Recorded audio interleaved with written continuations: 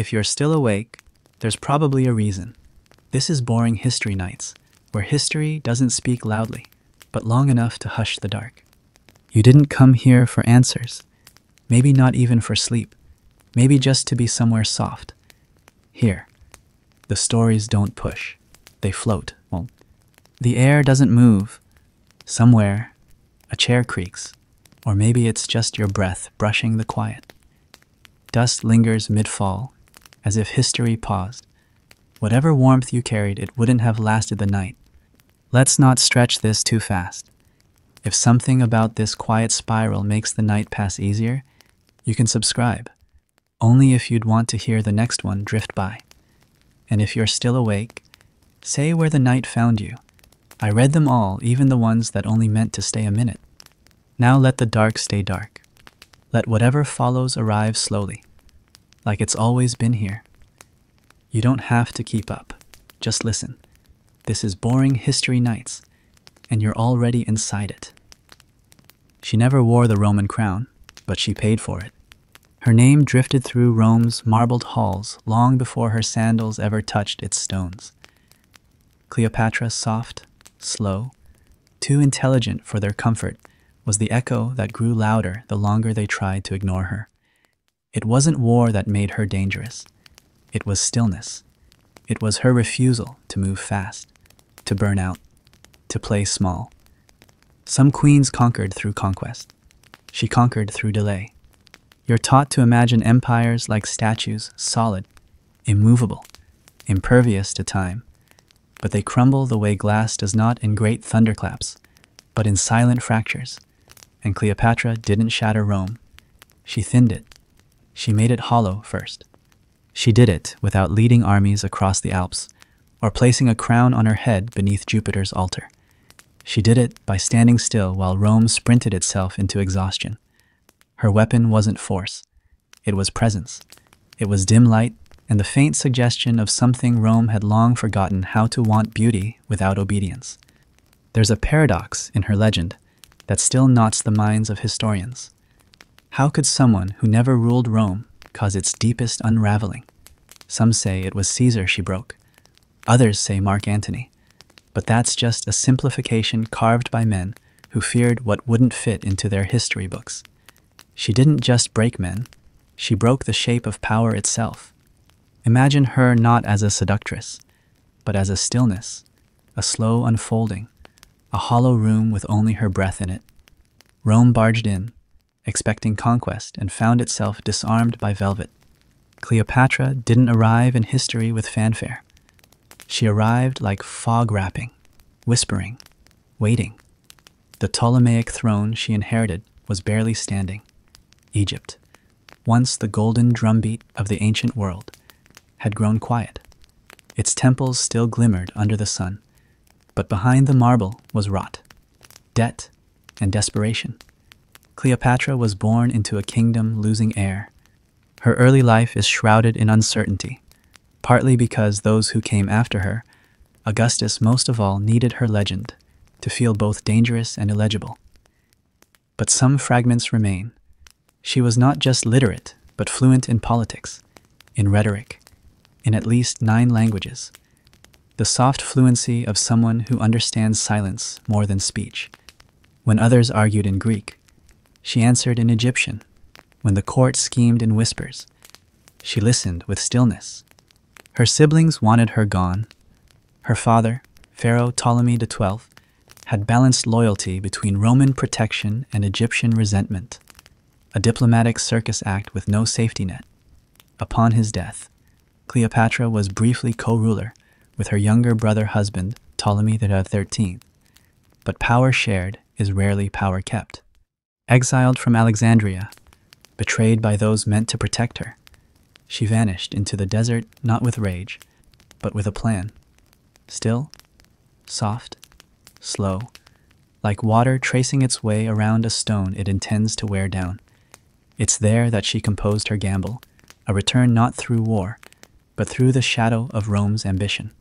Julius Caesar didn't arrive in Alexandria looking for Cleopatra. He arrived chasing debts and disruption. But Cleopatra knew how to place herself where power paused to catch its breath.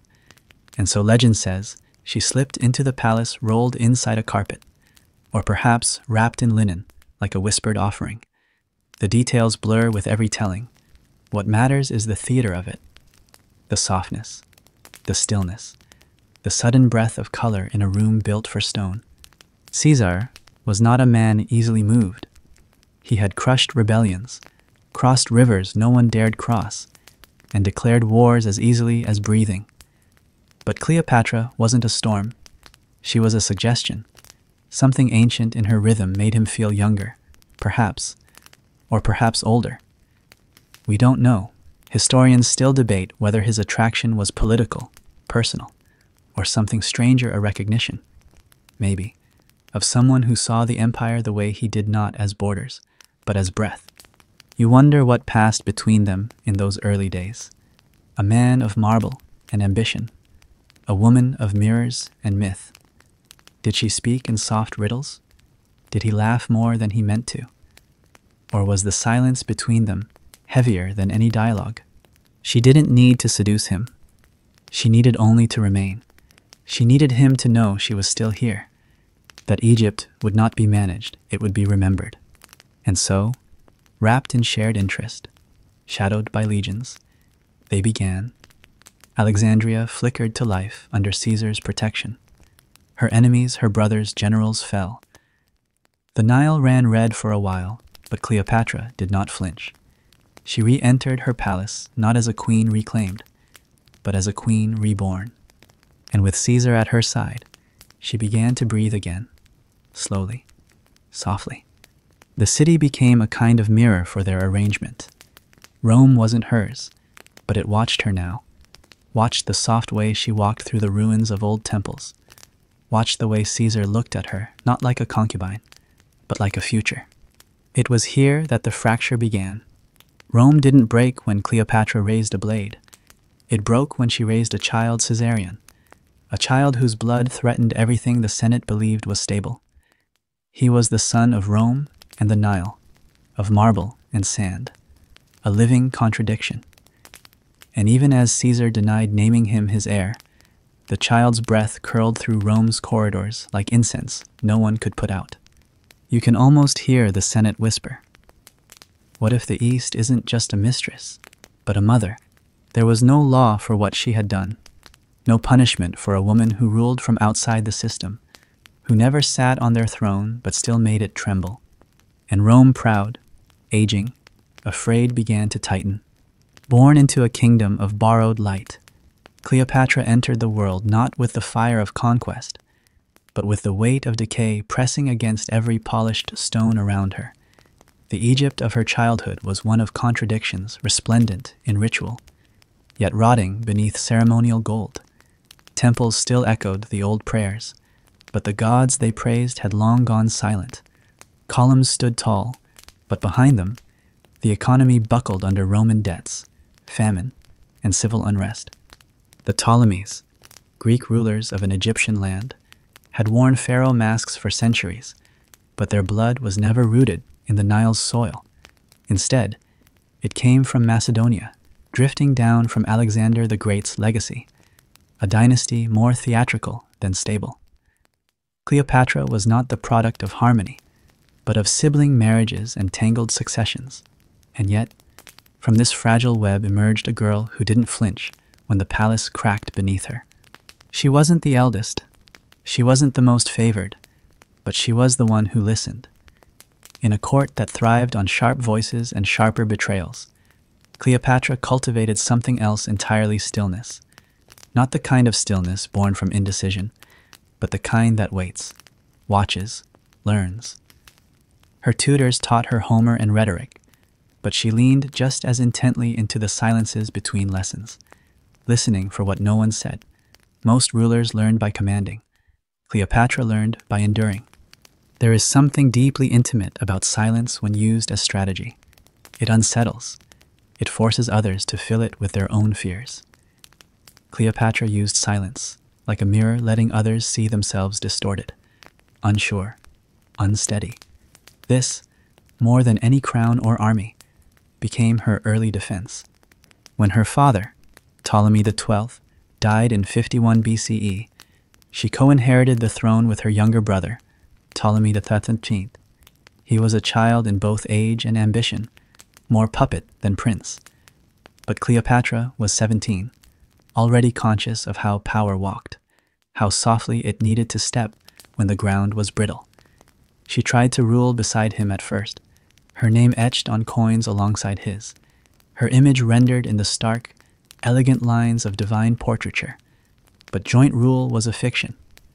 The moment she moved to take real control, palace intrigue thickened. The courtiers, many of them Greek and fiercely loyal to their own dynastic interests, whispered poison into the boy king's ear.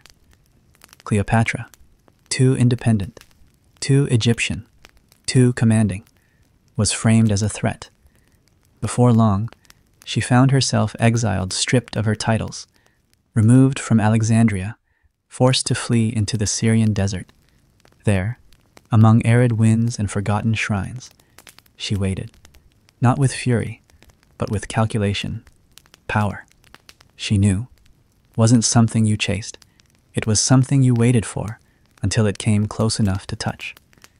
While her brother's advisors clumsily juggled Alexandria's delicate Roman alliances, Cleopatra sent word through the sand and stars. She would return, but not with swords. She would return with Rome at her back. When Julius Caesar landed in Alexandria in pursuit of Pompey, he didn't come to fix Egypt. He came chasing ghosts, victory over his former ally, a consolidation of power, the final unraveling of a civil war that had already scorched Rome's edges. But Cleopatra saw something different in his arrival. She saw opportunity. She saw a man as tired of war as she was of exile, a man whose name could open doors Rome had nailed shut, and she knew just how to reach him. The tale of her entrance into Caesar's presence has become one of history's most whispered legends. Some say she was smuggled in rolled inside a carpet. Others say it was a linen sack. The truth is irrelevant. What matters is how it felt a queen crawling through concealment, entering not with a crown, but with intent. This wasn't seduction, it was stagecraft. Cleopatra understood theater as diplomacy, and this was the first act of her return. Caesar, ever the strategist, recognized the value of a ruler who could command loyalty not just with lineage, but with presence. Cleopatra spoke with clarity, moved with purpose, and offered something Rome lacked: continuity. Where the Republic faltered in chaos and oration, Egypt offered ritual, history, divine right. She embodied that link between past and power, between myth and governance. It was intoxicating. Still, her return to Alexandria was not without resistance. Civil war erupted between her supporters and those of her brother. The city, already strained, became a powder keg of shifting loyalties and external threats.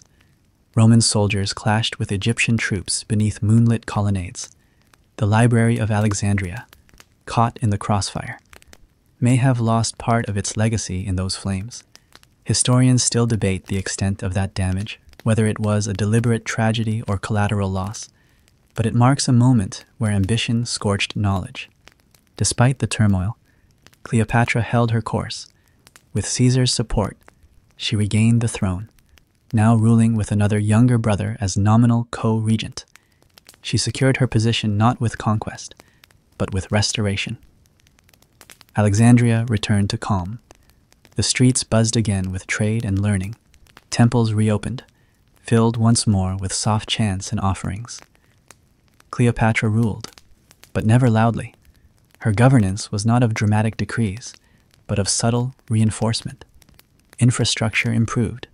Grain flowed again. Coinage bore her face alone, an unprecedented move for a woman, even in Egypt. She met Caesar not as an equal in title, but as one in intellect, and he saw in her a ruler who could stabilize an empire's flank. When he returned to Rome, she followed not as an empress, but as something far more complicated, a foreign queen carrying his child. Her arrival in Rome was met with wonder and unease. Cleopatra took residence in Caesar's villa beyond the Tiber, not far from the heart of power. She brought with her servants, treasures, and stories that shimmered with a different kind of light. The Roman elite, steeped in austerity and suspicion, didn't know where to place her in their order. To some, she was exotic temptation. To others, a political bomb wrapped in perfume. She dressed as Isis, dined like a goddess, and moved through Roman gardens with a grace they could neither mimic nor command. Her presence in Rome was not explosive, it was persistent. Like the Nile's slow flooding, it seeped into the cracks of tradition. She spoke Latin when necessary, but rarely. She made no apologies for her origins, nor pretended to be less than sovereign. She was not the woman behind Caesar. She was a ruler beside him. Yet whispers turned sharp. Senators murmured of monarchy, of foreign bloodline heirs, of Caesarion as a threat to Octavian's inheritance. The Senate, already tense with Caesar's accumulation of titles and honors, now faced a vision of Rome softened not by weakness, but by difference. Cleopatra didn't shout. She didn't need to. Her very survival, her ability to hold space where no one expected her, was the provocation. And so the tremors began. The softest threats are often the ones most deeply feared, because they do not announce themselves. They simply persist quietly, consistently, until it is too late to contain them. Cleopatra's presence in Rome embodied that kind of discomfort. She didn't raise her voice or claim a throne, but the Roman Senate could feel the ground shifting beneath their polished sandals. This was not the foreign queen of barbarian lore. This was a woman educated in philosophy, diplomacy, and inheritance, one who knew how to make a city pause without ever entering its gates. The public, predictably, was divided. Some were enchanted, others were repelled. Cleopatra didn't try to fit the mold of Roman womanhood. She didn't bow her head or hide her lineage. She let her garments flow like the Nile, soft, scented, unconcerned with local taste. She made no effort to erase the goddesses who walked behind her in the stories of her homeland. She knew Rome admired power, but only when cloaked in modesty. She refused both the cloak and the modesty. Her son, Caesarion, complicated everything. Caesar never officially named him as heir, though Cleopatra subtly hinted at the boy's lineage through titles and ceremonies. The child represented a future that Rome wasn't ready to face, a blending of East and West, of empire and divinity. Cleopatra's Egypt saw pharaohs as living gods. Rome still clung to the illusion of a republic, even as it collapsed under the weight of personal rule. To the senators, Caesarion was not just an infant, he was a fuse. In this tension, something deeper unfolded, the slow erosion of Roman confidence. Caesar, once the model of ruthless pragmatism, began to behave differently. His honors stacked higher.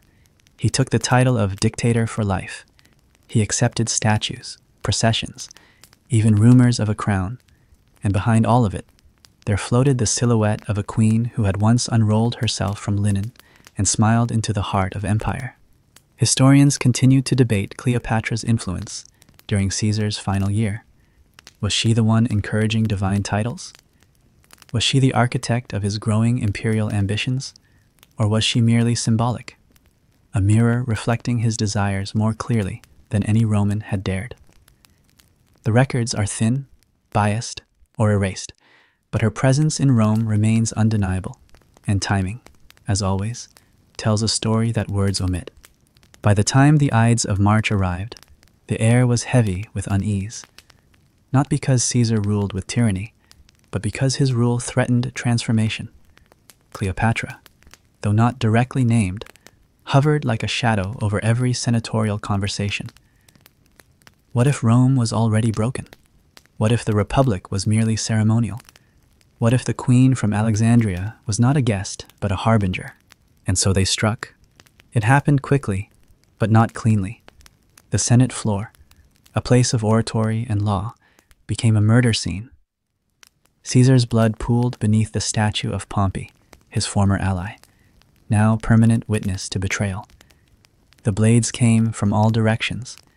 Some were wielded by friends, some by opportunists. None of them belonged to Cleopatra. Yet the echoes of her presence rang out all the same. Rome had not simply killed a man. It had attempted to cauterize an infection one it feared had reached the bone. In the aftermath, Cleopatra did not flee, nor did she weep in public. She gathered her child and waited. Perhaps she expected the Senate to restore order. Perhaps she hoped a new Roman leader would understand the balance she offered. But the city had changed. Grief hardened into suspicion. The air grew colder. Even as spring unfolded, Cleopatra saw the door closing not gently, but firmly. And so she left. She returned to Egypt not defeated, but recalibrated. The alliance was broken, but the vision remained. Her son was still a symbol, her rule still intact. Rome had tried to rewrite the terms of her influence, but she would not vanish into footnotes. Alexandria welcomed her again, with the hush of ritual and the gaze of gods who, though forgotten by Rome, still listened at her temples. The city had learned to stretch its identity part Greek, part Egyptian, and now part Roman by consequence. Cleopatra resumed her reign with a clearer understanding of the stakes.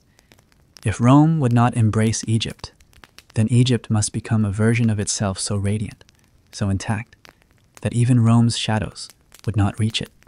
She doubled her efforts in governance. Trade resumed.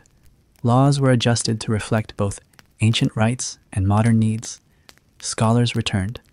Priests blessed her son. Temples were gilded not for extravagance, but to remind the people that the divine still walked among them. Cleopatra didn't just rule. She curated an atmosphere, one of revival, of soft assurance, of poised determination. Egypt would not be Rome's ornament. It would be Rome's mirror. Yet peace, however carefully woven, rarely holds.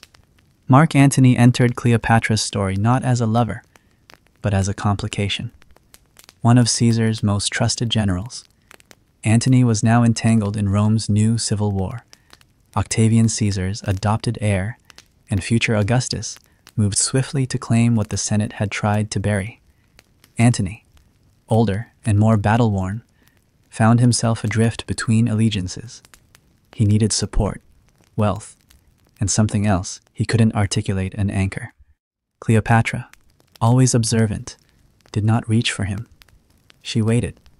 Their meeting at Tarsus would later be draped in legends, how she sailed in on a barge of silver, dressed as Aphrodite, surrounded by incense and music.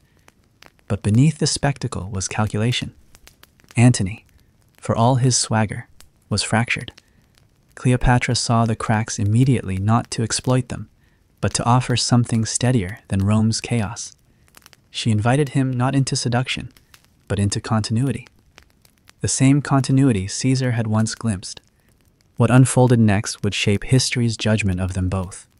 But for now, she returned to Alexandria with Antony by her side, two rulers from opposite poles, aligned not through affection alone, but through shared need. Rome may have tried to unwrite her, but Cleopatra had discovered something more powerful than memory. A second chance. If your eyes are fading, let them. The story wasn't waiting for anyone. When Rome crossed the Nile, it wasn't with legions alone. It arrived on the current of longing, memory, and fear, all wrapped in the voice of men who claimed to shape the world, but often drowned in its undercurrents.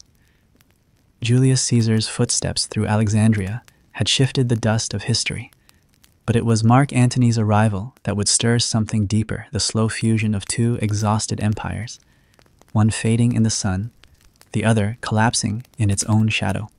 Cleopatra, by the time of Antony's return, was no longer simply a queen. She had become a symbol, a quiet rhythm in a world addicted to noise. Her court didn't mimic Rome, it outlasted it in elegance and ritual. While Roman villas grew more austere, Alexandria's halls were filled with flickering lamps and faint harp strings, scholars debating astronomy beneath painted ceilings, and priests whispering the names of gods who still asked for nothing and offered everything. There was a softness to her power now, not weakness, but steadiness, like the slow course of a river that remembers where it began, even as it winds toward surrender. Antony, too, had changed. No longer the golden boy of Caesar's campaigns, he had become a man edged with fatigue. His loyalties were split to Rome, to the army, to Caesar's memory, and now to his own name, which had begun to echo less proudly in the Forum. Cleopatra did not offer him redemption. She offered him relevance, and in doing so, she rewrote the balance of empire without ever lifting a blade. The two entered an alliance that defied easy description. Was it romance? Certainly. Was it strategy? Undeniably. But above all, it was survival. Cleopatra needed a Roman protector. Antony needed resources, stability, and perhaps something softer, a place where ambition did not demand constant performance. In her court, he found not just affection, but calm. In Rome, watching from across the sea, saw a general slipping into something it could not define and thus could not control. Their partnership soon bore more than political fruit. Twins were born, Alexander Helios and Cleopatra Selene, followed by a third son, Ptolemy Philadelphus. Together, they represented not merely the joining of two dynasties, but the birth of a new possibility, a hybrid future, one where East and West could merge through lineage, not conquest. Cleopatra didn't simply produce heirs. She curated a vision, offering Antony the outline of a dynasty that would outlast the Republic's death throes. Rome, of course, recoiled, not because of the children emperors and kings had always fathered bastards, but because Cleopatra didn't behave like a concubine. She acted like a queen. Worse, Antony treated her like one. He granted her territories, reaffirmed her rule, and even held public ceremonies naming their children as rulers of far-flung provinces. The donations of Alexandria, as they were called, weren't declarations of war, but they sounded like thunder in Rome's ears. For Octavian, the rising heir to Caesar's shadow, it was the final provocation. Octavian understood Rome's fears better than most. He had seen how swiftly panic could be weaponized. He didn't accuse Antony of ambition. He accused him of seduction, of betrayal, not through swords, but through softness. Cleopatra, he claimed, had bewitched Antony, stolen his loyalty, made him forget what it meant to be Roman. She was cast not as an enemy queen, but as a spell, and Antony, once beloved, became a cautionary tale. This was no accident. Octavian's propaganda machine was deliberate and methodical. Coins were minted showing Cleopatra as a serpentine figure. Public speeches painted her as a threat not just to Rome's politics, but to its soul. The East became a symbol of decadence, of indulgence, of loss. And through this narrative, Octavian gathered support not just for a war, but for a cleansing. But far from the Forum, Cleopatra and Antony continued to rule. Their court was not in denial, but in defiance. Alexandria became a kind of dream, not a retreat from reality, but an assertion that history did not have to follow Roman logic. It could curve, drift, soften. The city became a stage, and they played their parts not with delusion, but with intention. Antony, wearing Egyptian garb, led festivals in honor of gods Rome had forgotten.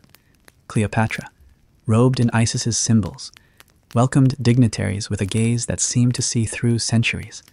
Together, they offered a model of rule that didn't sharpen, it shimmered. Yet beneath the pageantry was a growing awareness of Rome's tightening breath. Octavian was not merely posturing. He was organizing.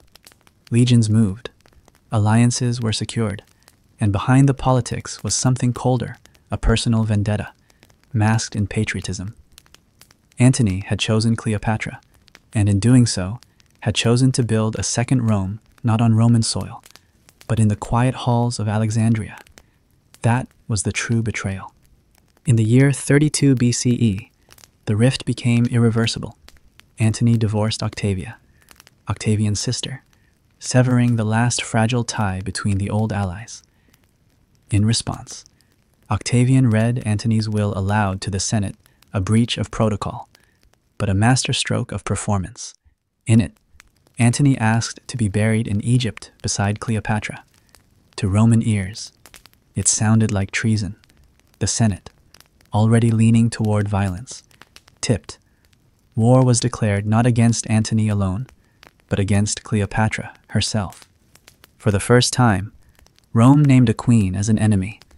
The battle that would follow was not merely about military supremacy. It was about which vision of Rome would survive the old republic, reimagined through Octavian's discipline, or the Eastern hybrid model that Cleopatra and Antony had dared to craft. It was about whether softness could ever rule where steel had always spoken first. And perhaps it was about something even older, whether empires could endure love without turning it into a tragedy. If you've started slipping out of it, keep going. The past barely noticed you were here. The child born of river and marble did not cry in the streets of Rome, nor did he sleep beneath its banners. Caesarion, son of Cleopatra and Julius Caesar, entered the world as a quiet fracture in an already splintering narrative. He was, by every visible measure, a boy touched by two civilizations, the Nile in his blood, the laurel in his name, yet belonged fully to neither. In Alexandria, he was celebrated as a living god, co-regent beside his mother, his titles wrapped in incense and prophecy. But in Rome, he was a problem, a whisper that threatened to grow louder, a child who stood in shadow but cast one of his own. The question of Caesarion's paternity hovered like smoke. Cleopatra made no effort to conceal her claim that Julius Caesar was the boy's father, and that through him, Egypt and Rome were forever bound. Yet Caesar himself remained ambiguous in public, neither confirming nor outright denying the child's lineage. This calculated uncertainty allowed him to avoid the fury of a Roman Senate that already eyed him with suspicion. Still, everyone knew. The child's name, Ptolemy XV, Philopator, Philometor, Caesar, was a declaration in itself, even if whispered. For Cleopatra, Caesarion was not merely her son, he was her continuity, her soft anchor in a world ruled by iron decisions and short memories.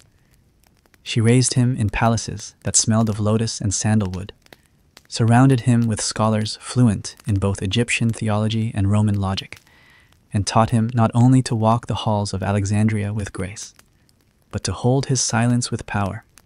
His education was not loud or militaristic.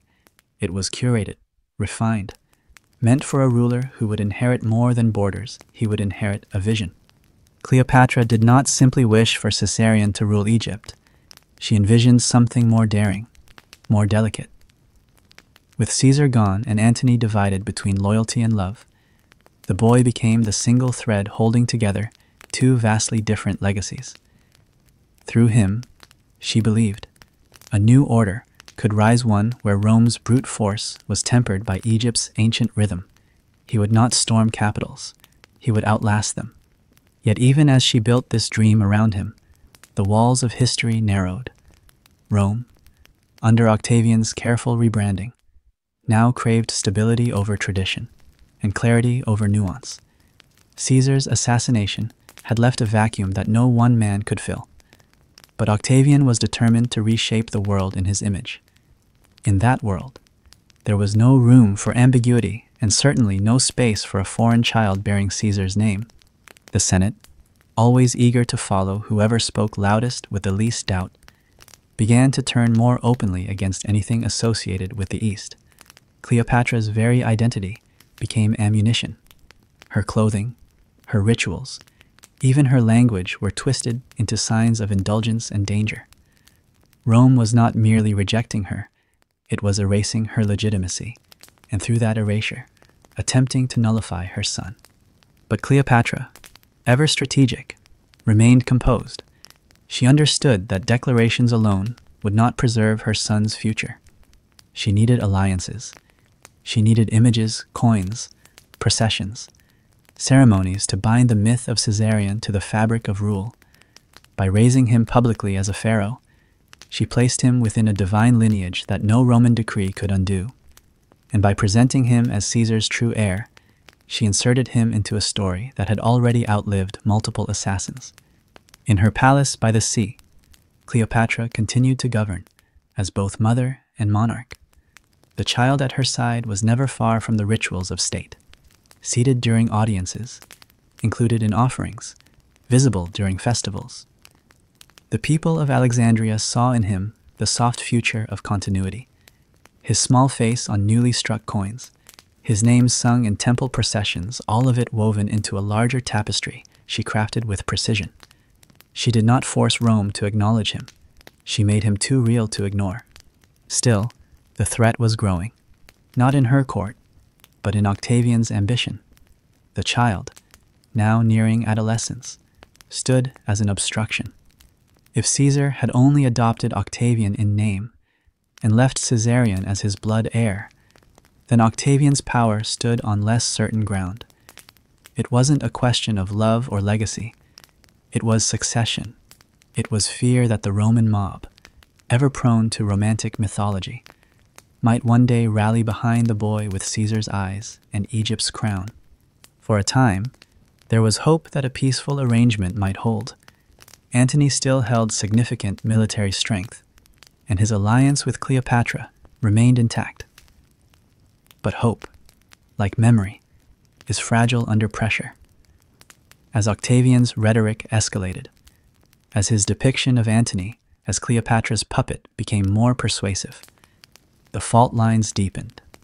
Caesarion, though still a child, now found himself used as a symbol in a war he neither started nor understood. Cleopatra could see the pattern forming. Rome was not merely denying Caesarion's right, it was preparing to erase him entirely. She responded not with violence, but with ritual. More temples were built in the child's name. More festivals declared him divine.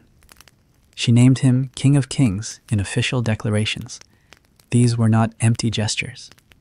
They were strategic affirmations, soft armor against the harder blades of history. Yet, in every mirror of polished bronze and carved ivory, she must have seen the same truth.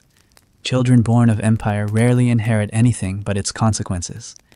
Caesarion, despite the divinity placed upon his shoulders, was still a boy. He laughed at birds, studied constellations, asked questions she couldn't always answer, and through him, Cleopatra carried both hope and dread that he might outlive her, and in doing so, be left alone with a crown no one would let him wear. There is a particular kind of sorrow that does not scream. It doesn't spill or tear or rupture. It simply lingers slow, hollow, and soft just beneath the surface of every decision. That was the sorrow Cleopatra carried in those years, even as she smiled beside her son during public ceremonies. She knew what Rome was preparing to do, and she knew that Caesarion, beloved and brilliant as he was, could not escape the story already being written for him. Still, she resisted, not by arms, but by breath, not by shouting, but by continuing to rule as though the world had not yet broken. She kept Caesarion close, not out of fear, but out of intention. Every step he took in public was a message. Every robe he wore, every priest who bowed before him, every child who reached up to touch his cloak, all of it was an affirmation. This boy belongs to history, whether you accept him or not. He did not choose this path.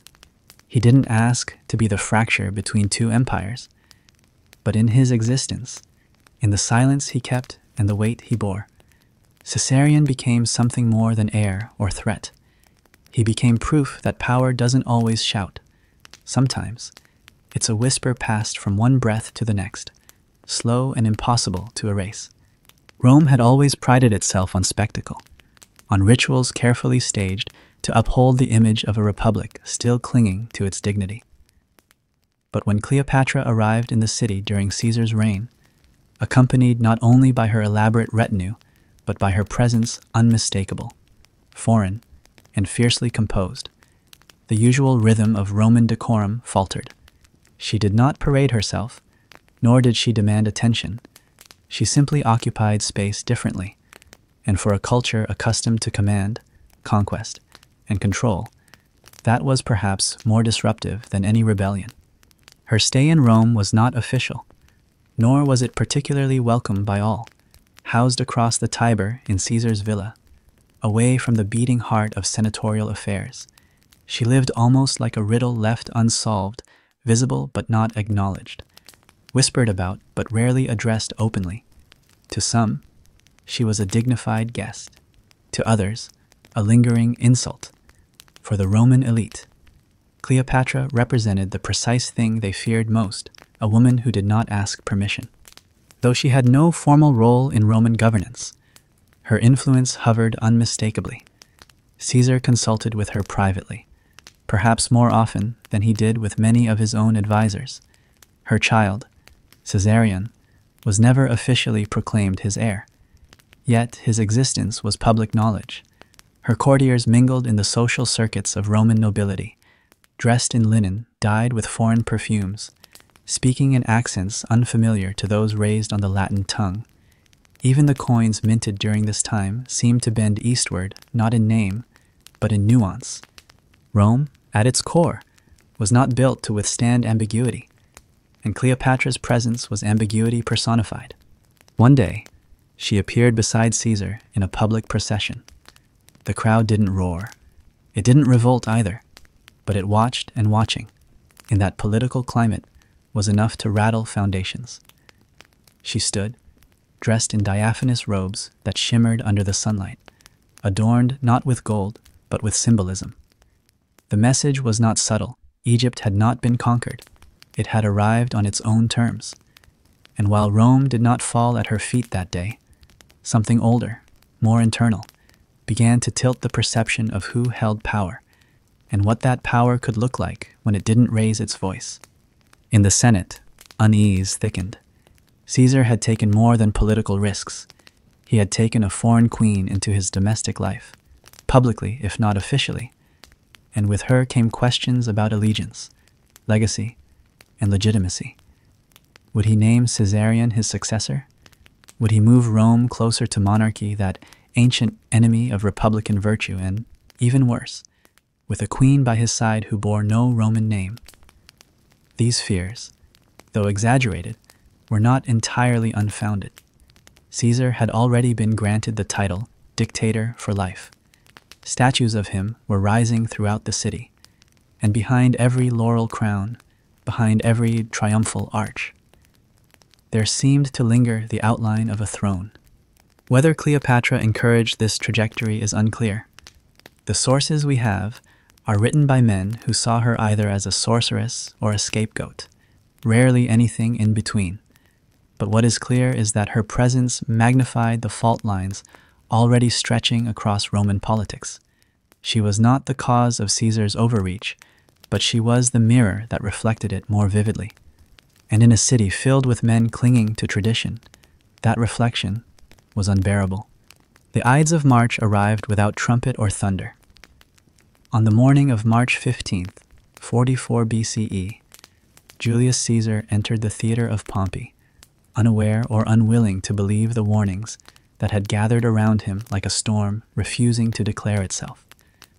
What happened next was swift, brutal, and cold. More than 60 senators participated in the assassination, each blade a vote against change, against uncertainty, against the slow softening of Roman identity. They killed a man, but what they feared was not merely Caesar. It was what he might leave behind: a monarchy, an empire, a lineage that began not in Latium, but along the Nile. It was Cleopatra, seen not as a woman, but as an outcome. When the news reached Cleopatra, it must have landed like a slow fall, not a crash. There is no record of hysteria, no dramatic exodus. Instead, she left Rome soon after, returning to Alexandria with Caesarion, uncertain of her safety, perhaps even her future. She had gambled on Caesar's protection. Now she would have to navigate the aftermath without him. What she returned to was not the city she had left. Alexandria, though unchanged in appearance, had begun to shift in spirit. Her absence, though brief, had stirred internal unrest. Rival factions murmured again, sensing vulnerability, yet Cleopatra did not collapse inward. She reinforced the rituals of her rule. She re-established herself in temples and palaces, surrounded herself with loyalists, and reasserted her authority not with violence, but with continuity. She returned to her rituals. Offerings to Isis resumed. The court's rhythms became steady again, and in the quiet, she did something only a ruler confident in her vision would do. She elevated her son. Caesarion, still just a boy, was now formally declared co-regent. His face appeared on coins beside hers. His name echoed in hymns and official declarations. Cleopatra wasn't simply trying to preserve the past, she was trying to guide the narrative. Rome might have erased Caesar's legacy through assassination, but it could not erase Caesarion's existence. And if she couldn't change Rome, she could at least shape how Egypt would remember. Some historians argue this move was defensive, a way to shield her rule by cloaking it in dynastic legitimacy.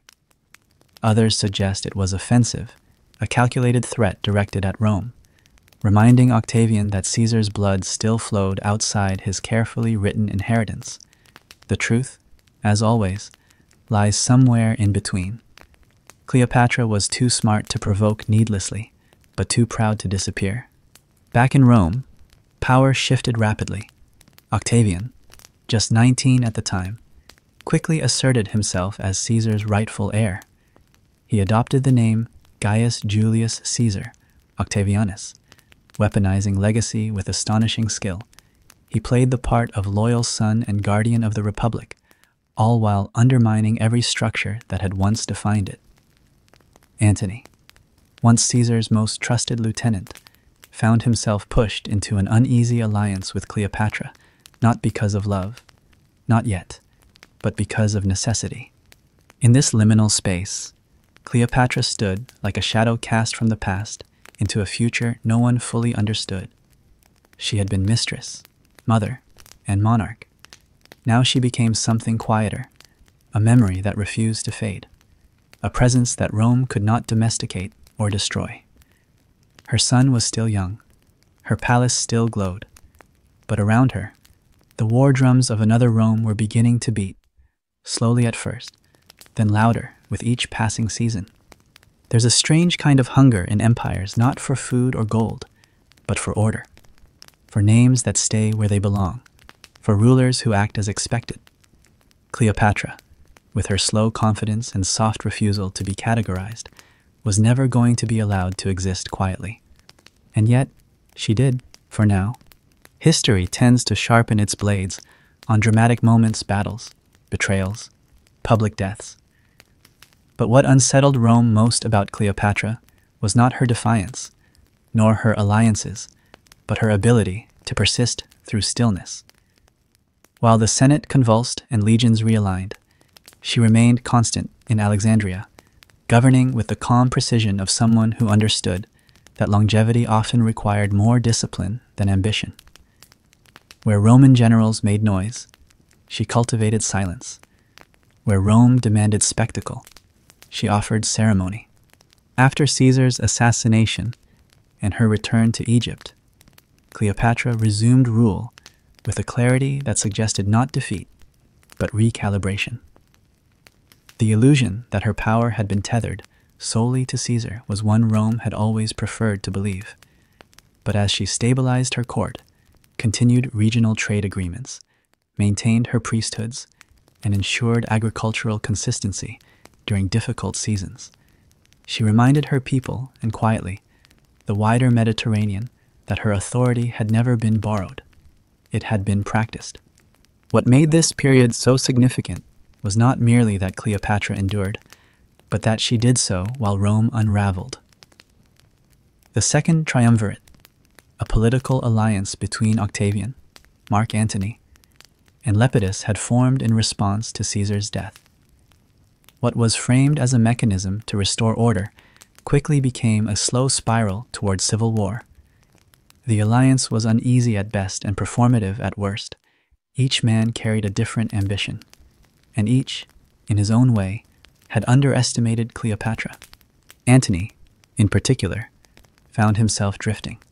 Though still respected by Roman legions, his credibility began to erode under Octavian's relentless campaign to position himself as Caesar's rightful heir and the protector of Roman tradition. Antony, increasingly isolated in the West, turned eastward not just for resources or support, but for a partner who understood the burden of rule and the cost of survival. He returned to Alexandria, not in conquest, but in need. Their reunion was carefully staged. Cleopatra, ever attuned to political theater, made no gesture of submission. She didn't greet him with flattery, nor present her kingdom as a dowry. Instead, she hosted a series of diplomatic spectacles that communicated mutual strength.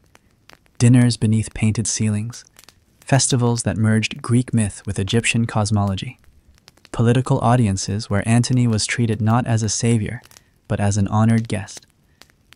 There was no ambiguity in her presentation. Alexandria was not waiting to be claimed. It was offering terms. What grew between them defied the typical patterns of Roman courtship or alliance. Cleopatra did not diminish herself to elevate him. Antony, perhaps sensing the uniqueness of her power, did not attempt to confine her within Roman expectations of womanhood. Their relationship became a convergence personal, political, and deeply performative.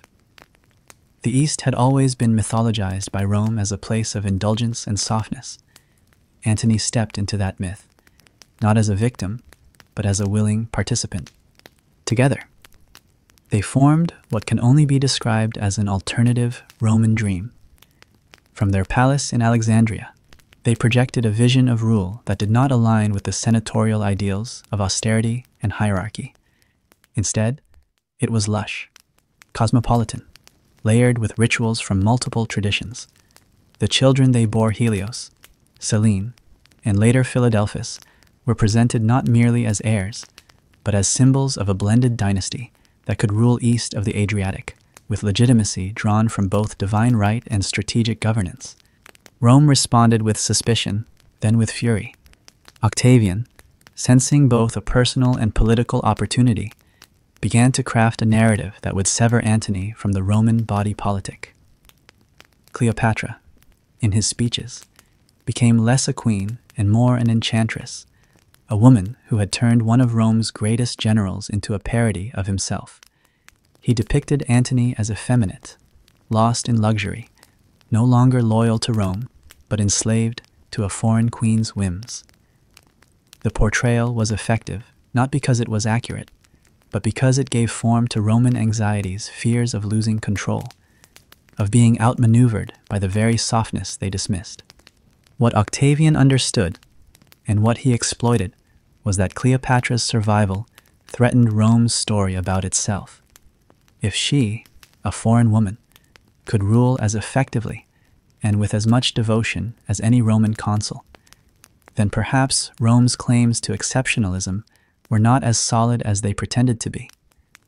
And so she was made into a symbol, not of governance or sovereignty, but of danger.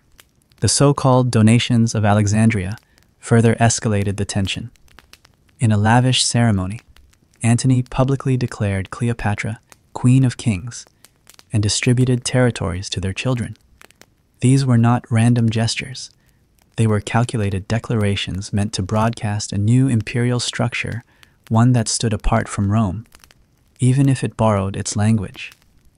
Antony may have been Roman by birth, but in that moment, he positioned himself as something new, not a usurper of the old Rome, but a founder of a parallel one. This was the moment the Senate could no longer tolerate ambiguity. War was no longer a threat. It was inevitable. But it would not be declared against Antony alone. Octavian, ever the master of narrative control, made the war about Cleopatra. Officially, Rome was not warring with a fellow Roman. It was defending itself from a foreign monarch who had corrupted one of its sons. It was a brilliant rhetorical move, one that allowed Octavian to consolidate power without appearing to violate republican ideals, even as he dismantled them. Back in Alexandria, Cleopatra prepared, not for a final stand, but for the possibility of it. She continued ruling, continued holding court, continued presenting her children in ceremonies, offering grain to temples, maintaining trade networks. She did not retreat from view. She did not express fear.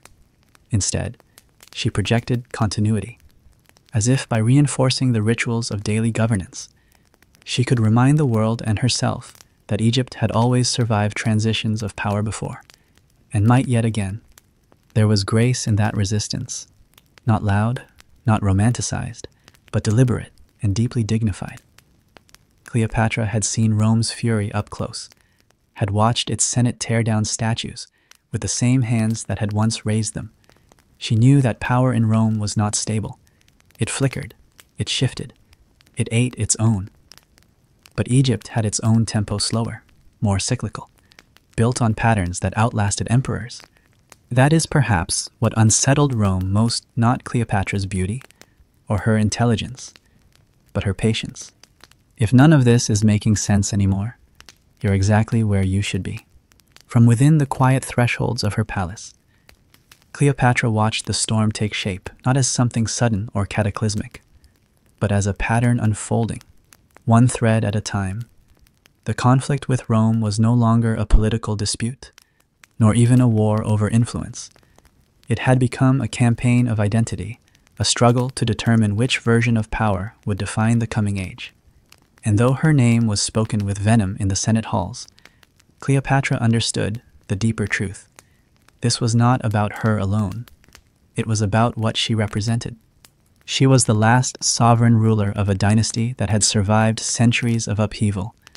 Her bloodline stretched back to Ptolemy I, general under Alexander the Great, and before that, in name if not entirely in lineage, to the pharaohs of ancient Egypt. Her rule was layered with centuries of tradition, ritual, and continuity. She did not rise to power by brute conquest, nor by inheritance alone, but through the slow, deliberate claiming of authority, one decision, one alliance, one breath at a time. That made her more dangerous than any foreign general.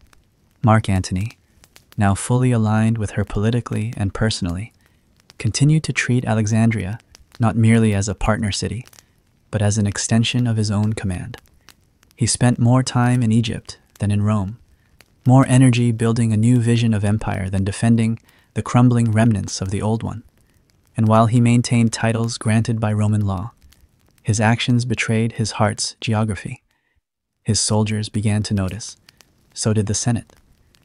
But Cleopatra, despite knowing this closeness placed her directly in the crosshairs of Roman aggression, did not flinch.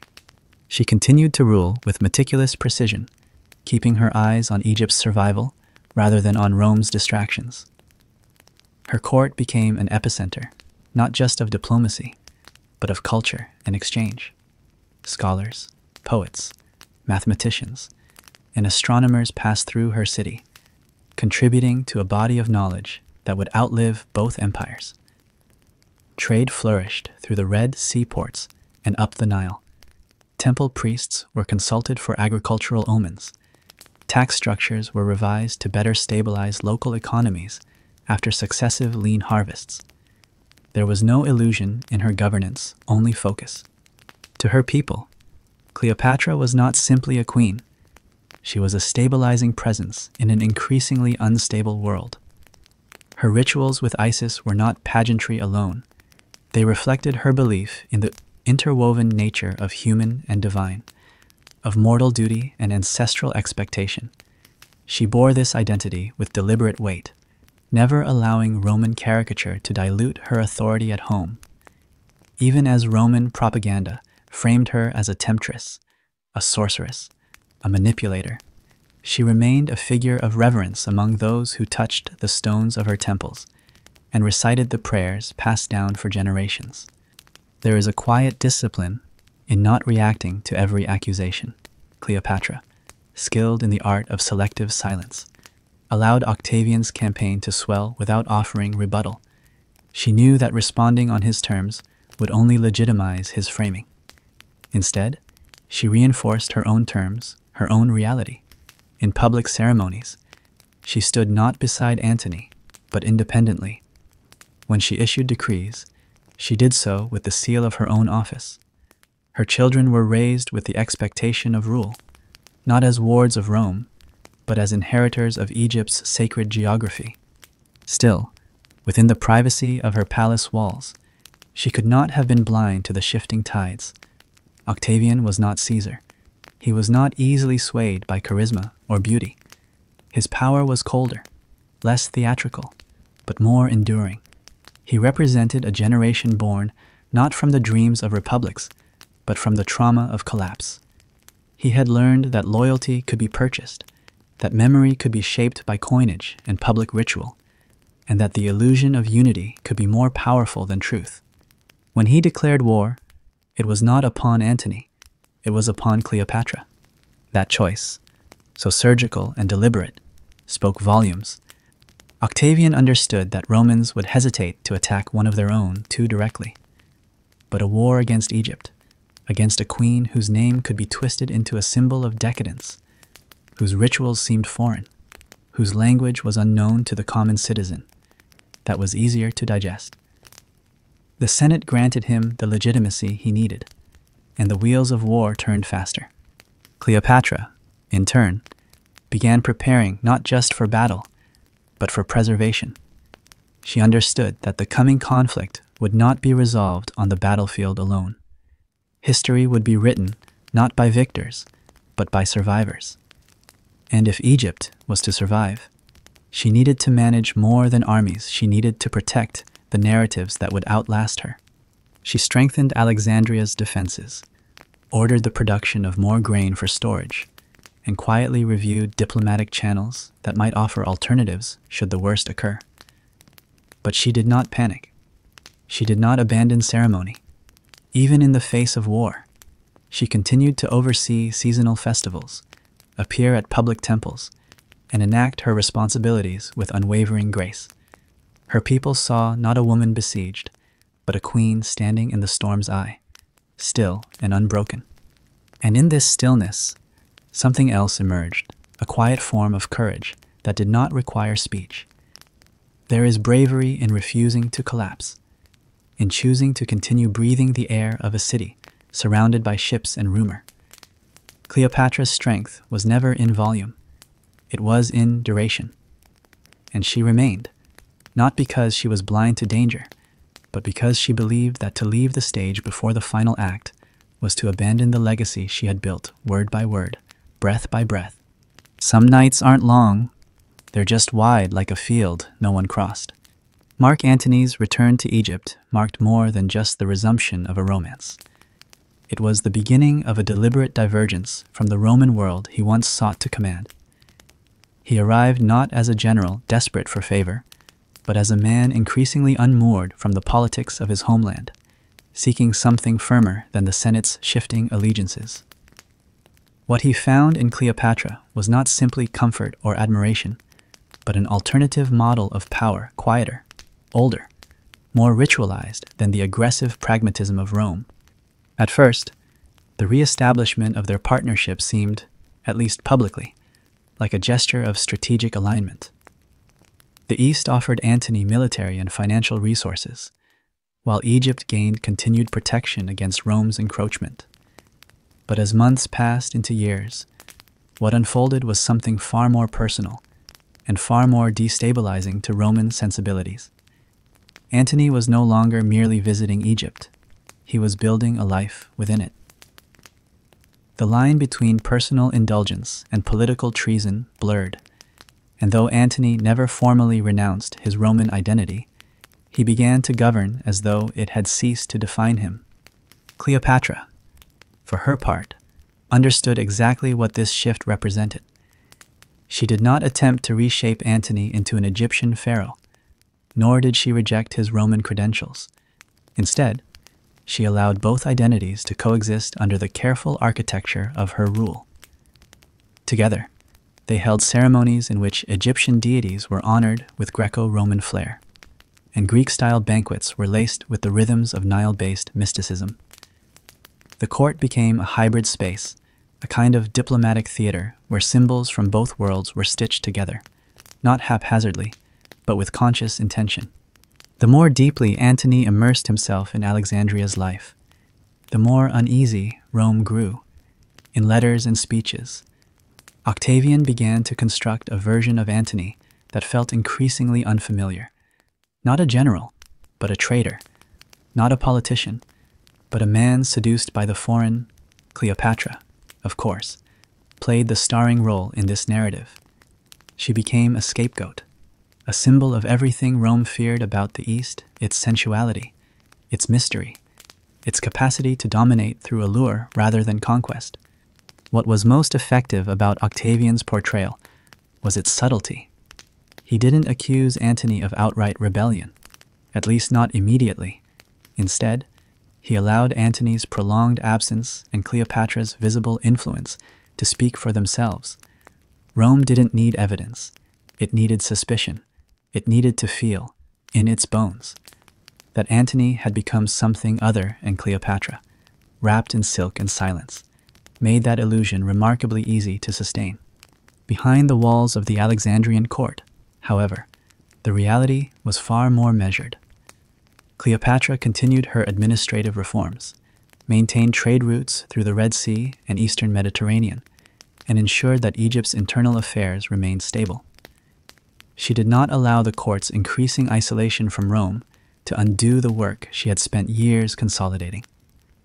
While Antony joined her in state rituals and oversaw military preparations, it was Cleopatra who managed the deeper continuity of governance. Her priorities remained domestic first, strategic second, and yet the looming conflict could no longer be ignored. As the years progressed, it became clear that Octavian was not interested in cohabiting a divided empire. The triumvirate had expired in practice, if not yet formally, and Rome was increasingly treating Antony's Eastern rule as a provocation rather than a collaboration. The issue wasn't Antony's titles, it was the narrative he and Cleopatra were building together. They were presenting themselves not as caretakers of Rome's legacy, but as stewards of a new synthesis, a world in which East and West were not rivals, but partners, governed through shared lineage and mutual devotion. This vision crystallized in the infamous donations of Alexandria. In a public ceremony of extraordinary symbolism, Antony and Cleopatra declared their children sovereign over vast regions of the Eastern Mediterranean. Caesarion was proclaimed King of Kings and recognized once more as Julius Caesar's rightful son. The other children were granted titles that ranged from Armenia to Cyrenaica.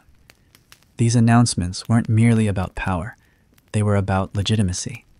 They suggested, rather boldly, that the next era would not be centered in Rome alone. The response from Rome was immediate and visceral. To Octavian and his supporters, the donations represented nothing less than the betrayal of the Roman world order. It wasn't just about land or titles. It was about the idea that Rome could be bypassed, that sovereignty could exist outside of its traditions, that Caesar's legacy belonged to a boy raised in Alexandria, rather than the carefully curated image Octavian had constructed for himself.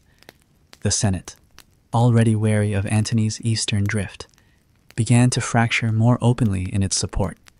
The die was being cast, slowly but inexorably. Cleopatra understood the consequences, though perhaps not their scale. She had always played the long game through exile, through shifting alliances, through Caesar's assassination and Antony's return. She believed in survival through continuity, through reinvention, through the steady pulse of governance and the symbolic language of rule. But even she could not deny that the world was changing. Octavian was not simply another Roman general. He was the architect of a new kind of empire, one grounded not in charisma, but in bureaucracy, not in ritual, but in control. Still, she did not retreat. Instead, she solidified her alliances, fortified Alexandria, and began preparing for what was now inevitable. The war that approached would not be between Rome and Egypt alone. It would be a battle between two visions of the future, one grounded in singular dominance, the other in collaboration between disparate legacies.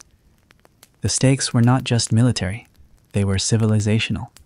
Antony, despite his flaws, remained loyal to that shared vision. He may have lost himself in extravagance, as Roman critics claimed, but he did not abandon his role as a co-ruler. He commanded fleets, coordinated with Eastern client kings, and prepared for confrontation with a focus that belied his reputation. Whatever else he had become in the eyes of Rome, he remained, to Cleopatra, a partner deeply flawed but still committed. Together, they moved into the final phase of their alliance, not with naive optimism, but with a kind of quiet conviction. They knew they were being outmaneuvered diplomatically. They understood that Octavian controlled the narrative, but they also believed that what they had built was worth defending, even if it would not endure.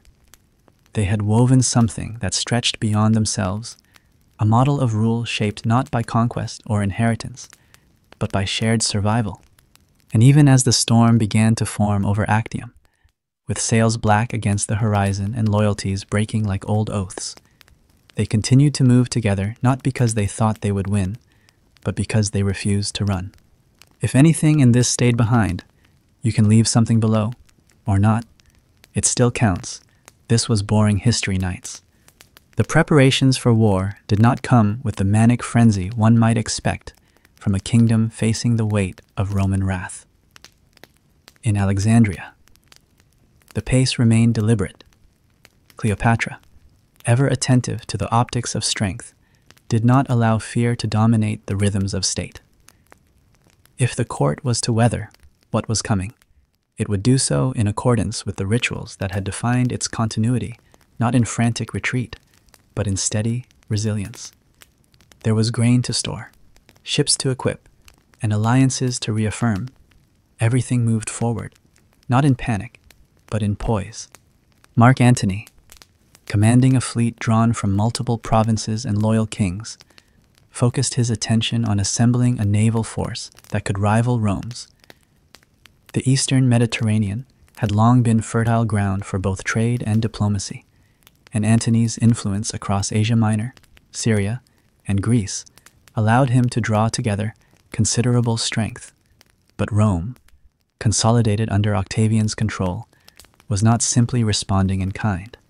It was preparing a narrative of total conclusion, one that would not permit Antony or Cleopatra any dignified retreat. By early 31 BCE, the lines had been drawn. Antony and Cleopatra's forces established a strategic position near Actium, a promontory on the western coast of Greece. It was there, across open sea and under an unforgiving sun, that the slow movements of empire would collide, their ships sleek, heavily armed, and far more ornate than those of their Roman counterparts, formed a line of defense that was as much a performance as it was a tactic. But beneath the silver plating and carved hulls, the vulnerabilities were real. The Battle of Actium is remembered often as a decisive engagement, a singular moment in which one future fell and another rose. But in truth, it was a culmination of attrition, fatigue, and competing visions that had already diverged too far to reconcile. Octavian's fleet, led in large part by his admiral Agrippa, was not superior in spectacle, but it was disciplined, well-supplied, and efficient. His strategy was methodical, his timing precise. Antony's coalition, by contrast, struggled with internal coordination, shortages in morale, and the creeping realization that their narrative was slipping from their control. On the morning of the battle, the winds were indifferent, and the sea was deceptively calm. Cleopatra, stationed aboard her personal flagship, remained close to Antony's command but distinct enough to preserve her position. Her ship, larger than most and outfitted with the wealth of her court, served not only as a functional vessel but as a symbol of presence. She had not stayed behind in Egypt. She had come to stand beside him, The battle unfolded not in a single clash, but in a series of movements, ships turning, ramming, firing projectiles, attempting to encircle and outmaneuver. At some point, as the tide began to favor Agrippa's fleet, Cleopatra's ship broke from formation and sailed south. Whether this maneuver had been pre-planned as part of a larger retreat strategy or was a spontaneous decision born of deteriorating conditions remains debated. Some sources, unsympathetic to her, interpreted it as cowardice. Others suggest it was a necessary escape to preserve the person upon whom Egypt's future still depended. What is certain is that Antony, upon seeing her departure, followed. In that single act, the narrative of Antony's legacy was cemented not by military defeat, but by perceived abandonment of duty. For the Roman world, it was the final piece of evidence that Cleopatra's influence had hollowed him out. They did not need to know the complexity of that moment. They needed only the image a general, turning away from battle, chasing a queen into the distance. In the weeks that followed, their forces collapsed. Those who had pledged loyalty to Antony began to defect. Cities that had once stood firm with Alexandria now opened their gates to Octavian's legions. The dream that Antony and Cleopatra had nurtured for years of a blended sovereignty, of a new imperial family rooted in multiplicity rather than dominance, began to dissolve, not in fire, but in disillusionment. Back in Alexandria, Cleopatra resumed her responsibilities with the same deliberate calm she had maintained throughout the long years of transition and loss. She strengthened the city's defenses, reinforced her personal guard, and secured what treasures she could within the royal treasury. There were still negotiations to attempt, options to explore. Egypt was not yet defeated, but time, once an ally, had become indifferent. She received word that Octavian was advancing, and she prepared for the possibility that surrender might come not in the field, but through diplomacy. Her first instinct, as always, was preservation of her children, of her city, of a legacy that might survive through another generation, even if she did not. Cleopatra sent envoys, attempted private correspondences, even considered bargaining Caesarion's future in exchange for leniency. But Octavian, unlike Caesar, did not think in terms of coexistence. His strategy was not built upon persuasion or partnership. It was rooted in elimination. Mark Antony, increasingly cornered and estranged even from his own officers, withdrew further into private despair. Reports suggest that his final days were spent trying to rally a force that no longer believed in its command, relying on dwindling loyalties and ritual rather than strategy. For a man who had once commanded armies across continents, the silence of his last campaign must have been suffocating. Cleopatra remained beside him, not in spectacle, but in stillness. The woman whom Rome had caricatured as seductive and scheming now carried the burden of inevitability. She did not wail, nor stage any final performance. Instead, she began preparing for what could no longer be postponed, the closure of a chapter that had outlived even her own intentions. Some historians argue that she still believed she could survive the fall, that some fragment of the court, some trusted faction, could be preserved in another part of the world. Others suggest that, by this point, her actions were ritualistic, a reenactment of the dignity she had always maintained in public life. In either case, she understood that the story Rome would tell about her had already begun to be written, and that, more than defeat, was the greater loss. The end of Antony's life did not come with the quiet honor he might have once imagined for himself. The final days were marked not by glory, but by confusion, misinformation, and the unbearable weight of irrelevance.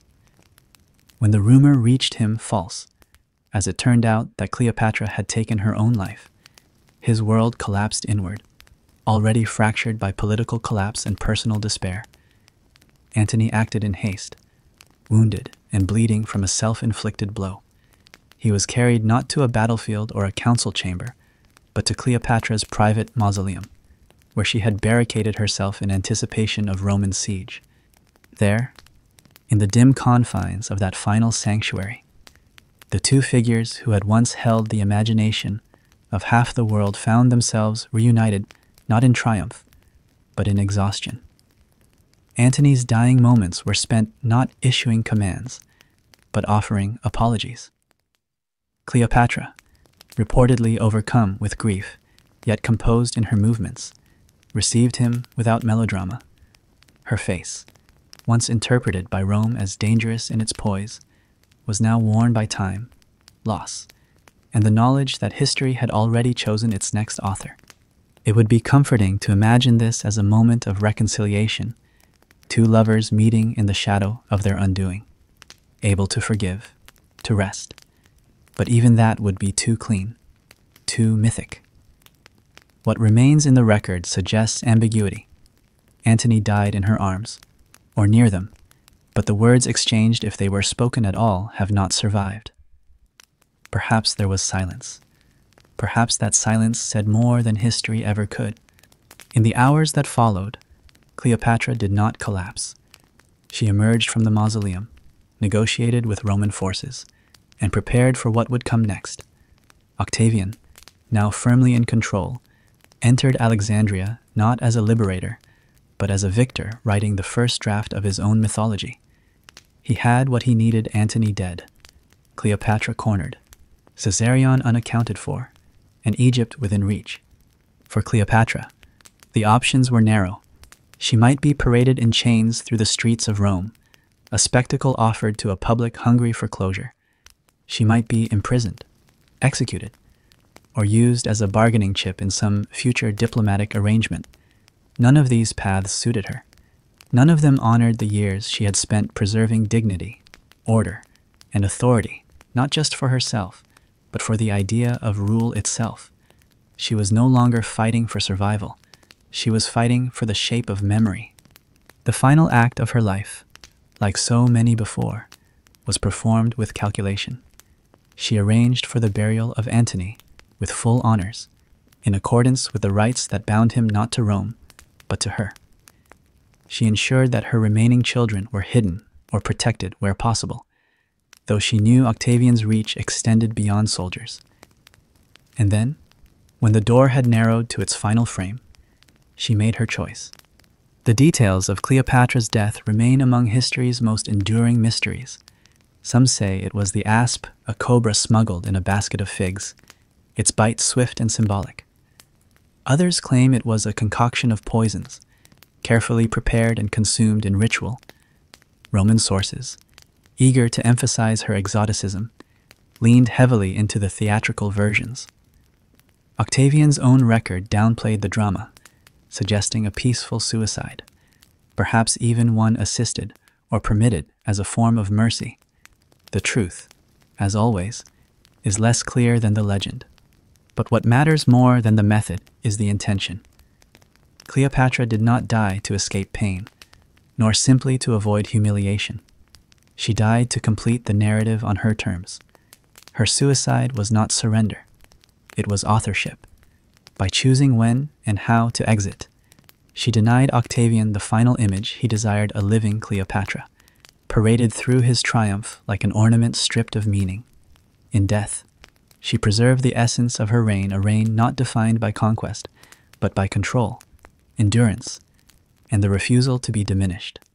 When Octavian entered her chambers after her death, he found not a scene of despair, but one of deliberate calm.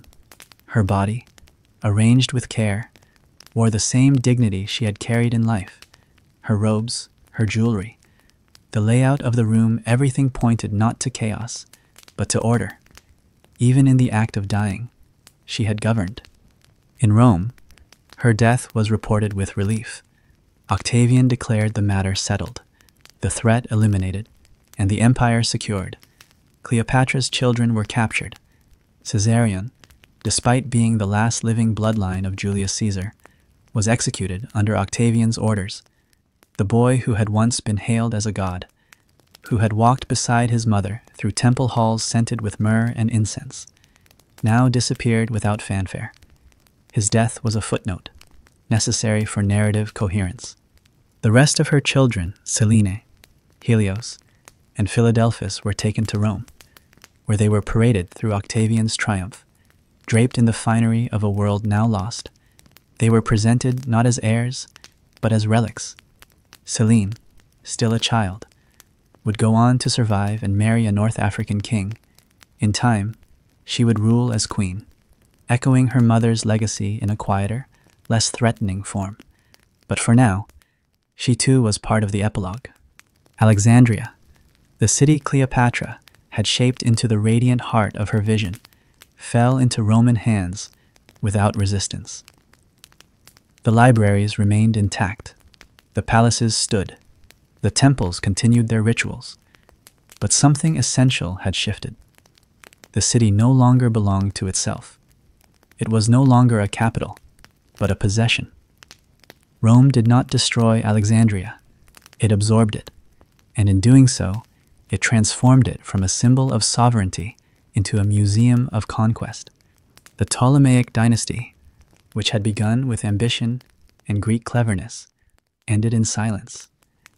There would be no more queens, no more rituals of Isis observed by state. Egypt, now a Roman province, became both jewel and resource. Its grain fed the Roman populace. Its wealth financed Octavian's future. Its history was curated, but no longer lived. Cleopatra, once feared, became safe to remember. Poets romanticized her. Sculptors recast her likeness. Playwrights wove her into tragedy. She was no longer a threat to empire. She was a woman undone by love, by pride, by fate. Rome allowed her to become myth because the woman herself was no longer present to contradict the telling. Yet something in that myth endured a softness too structured to dismiss, a quietness too calculated to forget. Cleopatra had ruled not with armies, but with presence. She had governed through breath, through stillness, through a rhythm that Rome never fully understood. And while her story would be reshaped, reinterpreted, and repurposed for centuries to come, the essence of it remained. Some rulers leave behind cities, others, empires.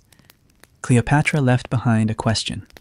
If your breath has disappeared into the dark good, that's where the rest of this belongs. In the wake of Cleopatra's death, Rome turned its attention not to mourning, but to narrative control. Octavian, already positioning himself as the restorer of order and the heir to Caesar's legacy, understood that the story surrounding Cleopatra's fall had to serve his future as much as the war itself had served his consolidation of power. It was not enough to have won.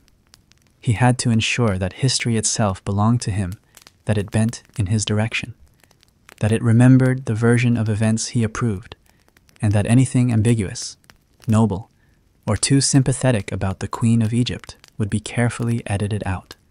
To that end, he began not with legislation or monuments, but with silence. Cleopatra's name, once spoken with awe or anxiety in the forums and courtyards of Rome, began to vanish from official inscriptions. No decrees were issued to honor her life or mark her passing. There was no commemoration of her reign in the provinces she had ruled. Her image, once stamped onto coins and etched into temple walls, was quietly replaced by the face of a man now called Augustus. He didn't simply succeed her, he overwrote her. Augustus, unlike his predecessors, understood that true power did not lie in spectacle alone, but in perception. He knew that empires could be stabilized not just through military strength, but by shaping memory. If Cleopatra had been allowed to remain a complex figure strategist, ruler, mother, priestess, then the story of Rome's moral victory would be diluted. It was far more convenient to depict her as a seductive force of chaos, an Eastern enchantress who had lured Antony away from his Roman duties and thereby fractured the Republic. By framing her as an external contaminant rather than a legitimate sovereign, Augustus freed himself from the complications of admitting that Rome had, in fact, destroyed someone who mirrored its own ambition. Antony received no better treatment in the public record. Once a hero of Caesar's campaigns, a beloved general and charismatic orator, He was reduced to a cautionary tale, a man too easily swayed, too self-indulgent, too weak to resist the fatal pull of the East. The grandeur of his earlier achievements was erased from public ceremonies. His name was not outlawed, but it was buried, left to gather dust in footnotes and forgotten corridors.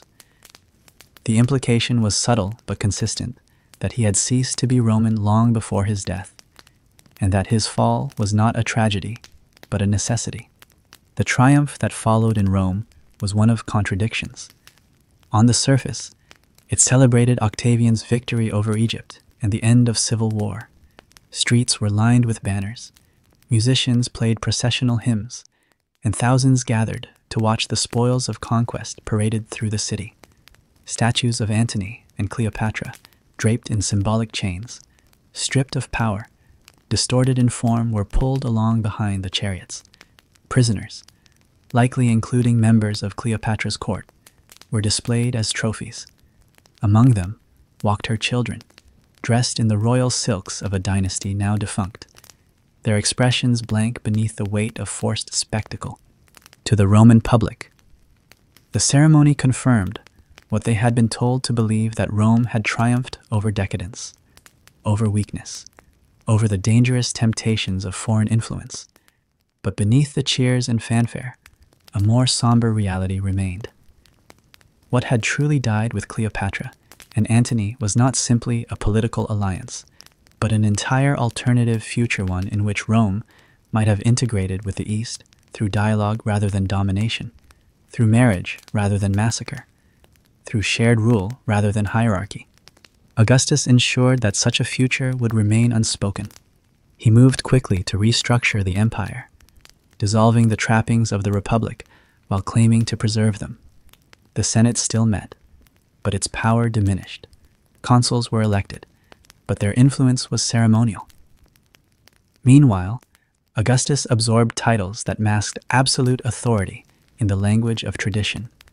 Princeps, first citizen, restorer of the Republic. It was an elegant deception, and it worked because the alternative had been so convincingly vilified. Cleopatra, framed as the anti-Roman, made Augustus's Roman renewal feel not only inevitable, but righteous. The annexation of Egypt was executed with similar precision. Rather than fold it into a standard senatorial province, Augustus declared it his personal possession. It would not be governed by Rome's traditional apparatus, but by equestrian prefects directly loyal to him. This distinction, subtle yet significant, ensured that Egypt's immense wealth, especially its grain supply, remained under the emperor's direct control. The region was too valuable to be entrusted to the Senate, and Augustus had no intention of sharing its spoils.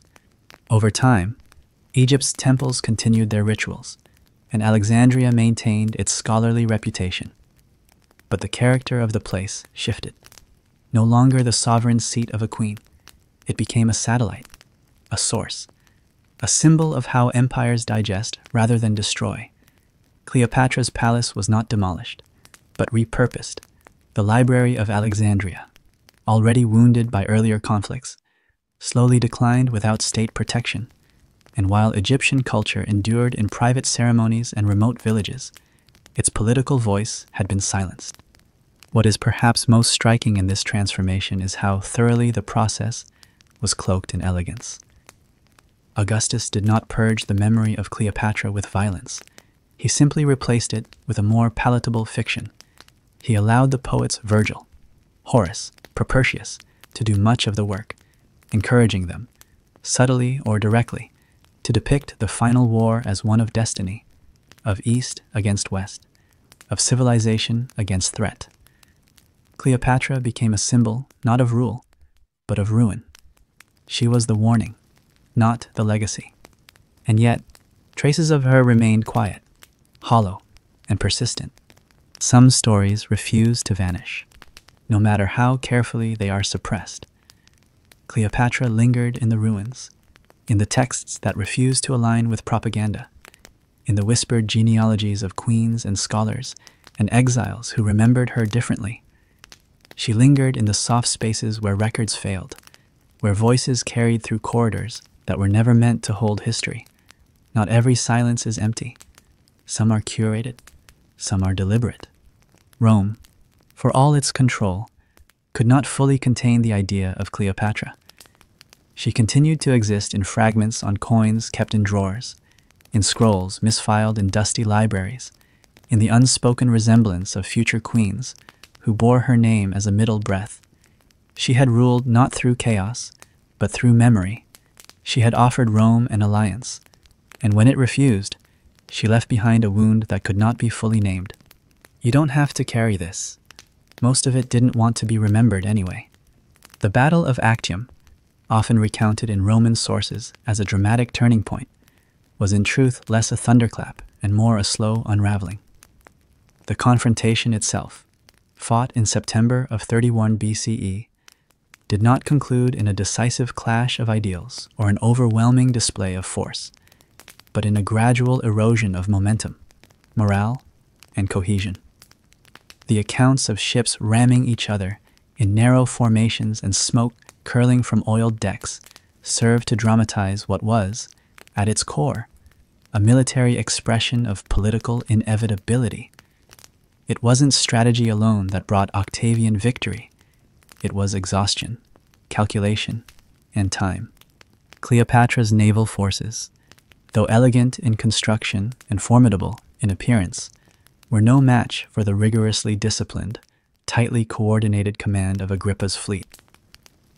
And while Antony possessed more ships on paper, his command structure had already begun to decay under the pressure of distrust and divided loyalties.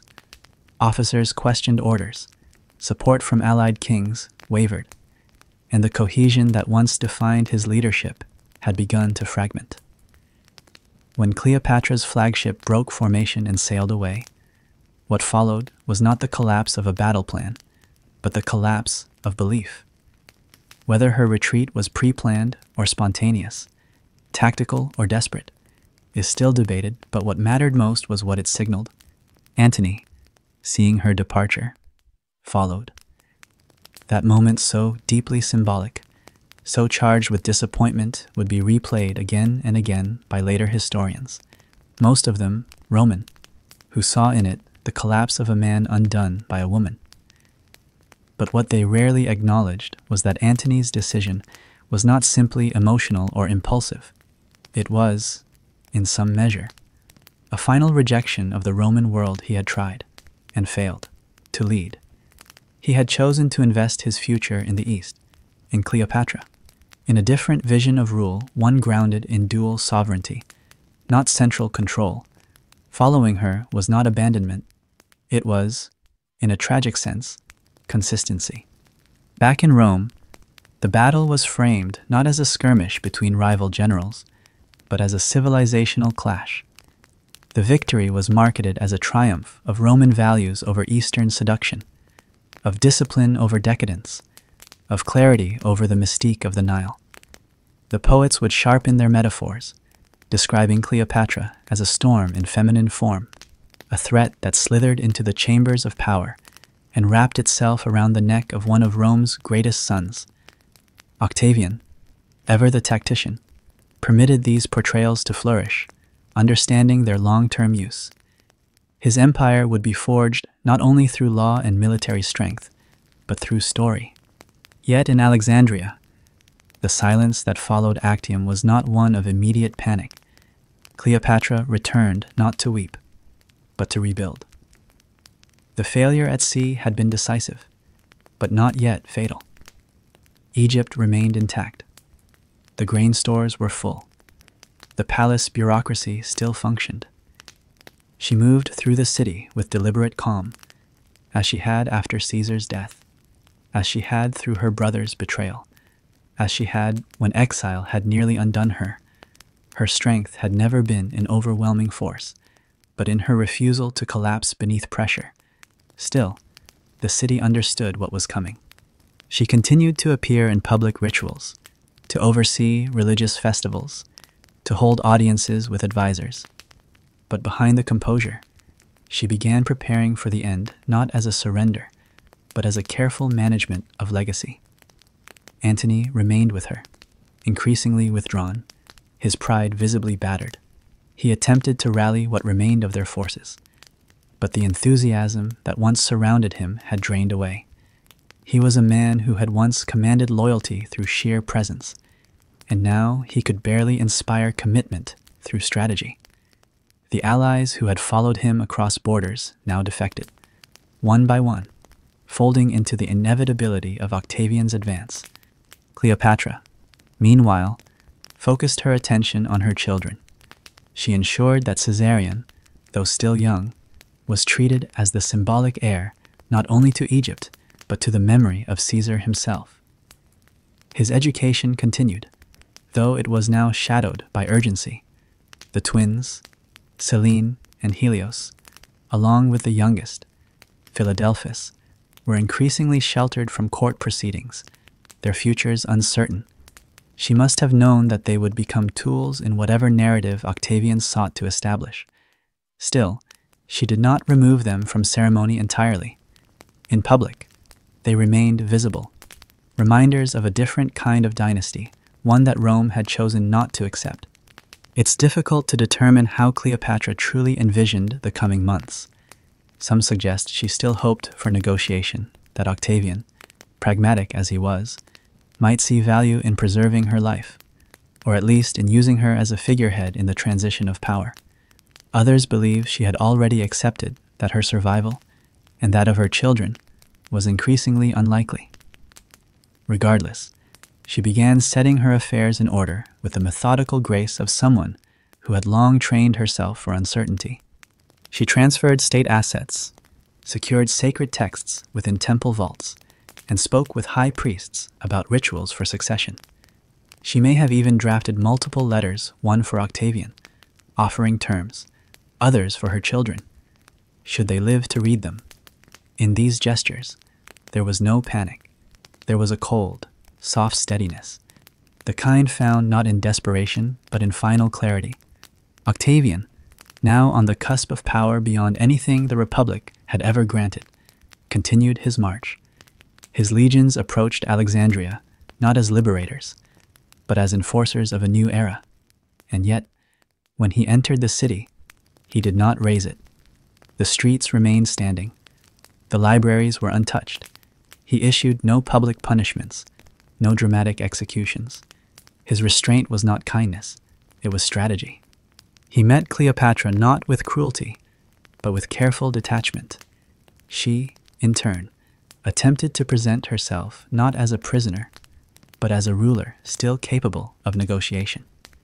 She offered access to Egypt's wealth, perhaps even hinted at ceremonial surrender, provided her children could be spared. But Octavian had already made his calculations. The woman who had defied Rome for nearly 2 decades could not be allowed to continue shaping her own narrative. At best, she could be paraded through the streets as a trophy. At worst, she would become a martyr. Cleopatra read the silence in his responses. She recognized the subtle condescension in his tone, the way he smiled without assurance. She saw in his eyes what she had seen in Caesar's assassins, not hatred, but fear of what could not be absorbed. And so she made her final arrangements. Her death, when it came, was neither loud nor accidental. She chose it with the same intentionality that had defined her reign. She bathed, dressed in ceremonial robes, and lay beside the relics of her office. The asp, if there was one, served not only as a symbol of divine judgment, but of royal closure. Her handmaids, loyal to the end, followed her into silence. She had ruled for over 2 decades through famine, invasion, love, betrayal, and the collapse of worlds, and in the end, she governed the terms of her final breath. Antony died a Roman, Cleopatra died a pharaoh. Was silence your choice, or just the only thing that stayed? In the final days before Rome claimed Egypt for its own, Cleopatra's palace became a place of illusions, not of denial, but of deliberate curation. She moved through its halls with the composure of someone who understood that the past could not be rescued, only arranged. Every corridor she passed, every curtain she touched, held the weight of years now fading. Yet, despite the knowledge that the game was ending, she preserved the ceremony. To rule well, she had learned long ago, meant to manage appearances even as the foundations below them crumbled. Her silence was not surrender, it was choreography. The palace itself stood as a monument to what she had tried to build, a hybrid world of Hellenistic elegance and ancient Egyptian solemnity. Marble columns painted with lotus patterns, bronze doors that opened to courtyards where Greek philosophers once debated beside priests in linen robes. Incense still lingered in the upper halls, though the prayers had grown quieter. Statues of Isis gazed without expression toward the harbor, where Roman ships gathered like teeth along the sea's edge.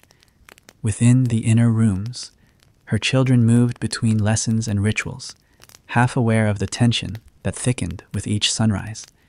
Cleopatra ensured they followed routine, not to pretend safety existed, but because rhythm was its own kind of resistance. One can only imagine the thoughts that occupied her mind as she prepared her final defenses, not military ones, for those had already failed, but symbolic. She had little left with which to fight, and so she turned instead to the architecture of perception. If she could no longer preserve her throne, she could at least attempt to preserve the meaning of what it had been. This was not an escape into fantasy, but a form of dignity. To die a queen meant more than possessing a title. It meant crafting the moment of departure so precisely that it could not be rewritten. Among the many items prepared for that last act were offerings. Some were ceremonial gilded amulets, carved ivory figurines, scrolls containing sacred verses. Others were deeply personal, a lock of hair sealed in resin, a child's first drawing folded into a scroll, the broken end of a stylus she had used when drafting decrees late into the night. These things were not meant to accompany her into the afterlife, not in the old, religious sense. They were memory anchors, placed deliberately, to remind whoever found her that she had once been surrounded by life, not just legend. The story of her death was meant to be a message. To the Romans who would enter her chamber, it would say, "I was never yours." To her children, who might survive her, it would whisper, "I chose this end before it was chosen for me." To the gods, if they still listened, it would murmur, "I remembered the rites, even when the world forgot me." The method of her death remains unresolved. Roman historians, always eager for drama, settled on the tale of the asp hidden in a basket of figs, its venom delivered in one silent, irreversible bite. Others argue for a toxin prepared in advance, crafted by court physicians with ingredients so precise and obscure that no antidote could follow. There were no bloodied blades, no flames, no walls broken in desperation. She left no letter confessing guilt or despair. She left only order, and a body arranged like a votive in a temple. Octavian, when he arrived to claim her remains, found little to celebrate. There would be no triumphal display, no chained queen dragged through the Capitoline. Instead, there was stillness, and the trace of something unnervingly intact. Cleopatra had refused to play the role of defeated monarch. In her death, she had outmaneuvered him once more, not with soldiers, but with poise. He allowed her to be buried beside Antony, an act some have interpreted as a rare moment of grace. More likely, it was a political calculation. To deny her that request would have amplified the myth, fed the notion that she had died not only with dignity, but with injustice. Augustus, he would soon drop the name Octavian and claim the mantle of the first emperor, understood the dangers of martyrdom. Better to bury the memory in stone and let time smooth the sharper edges. Even in her tomb, she was not left in peace. Rumors persisted that her body was never found, that her handmaids had hidden her final writings, that Caesarion, her son, had escaped across the Red Sea to India or Nubia. Most of these stories are not historically credible, but their endurance reveals something truer. Cleopatra's departure was too quiet, too composed, to feel complete. It did not fit into the Roman tradition of conquest, which required submission. She had left the world, but not according to the script. In Rome, the reaction was complex. The public, eager for spectacle, was denied its prize. They had been promised a chained queen, a woman dragged through the streets as proof of Roman superiority. Instead, they received reports of a silent death and a buried tomb. The poets, never ones to resist a dramatic arc, responded with a verse. Horace cast her as a madwoman brought low. Propertius lamented her as a shadow in Antony's ruin. Even Virgil, careful not to challenge Augustus's vision, framed her as an echo of foreign song finally silenced. But beneath their rhetoric, a deeper unease flickered. She had not died like a villain. She had died like someone choosing stillness over spectacle. To Augustus, this posed a threat, so he doubled down not through violence, but through erasure. Statues of her were hidden or recast. Her story was reduced to a single thread in the tapestry of Rome's triumph. Caesarion was captured and quietly executed, no trial, no inscription.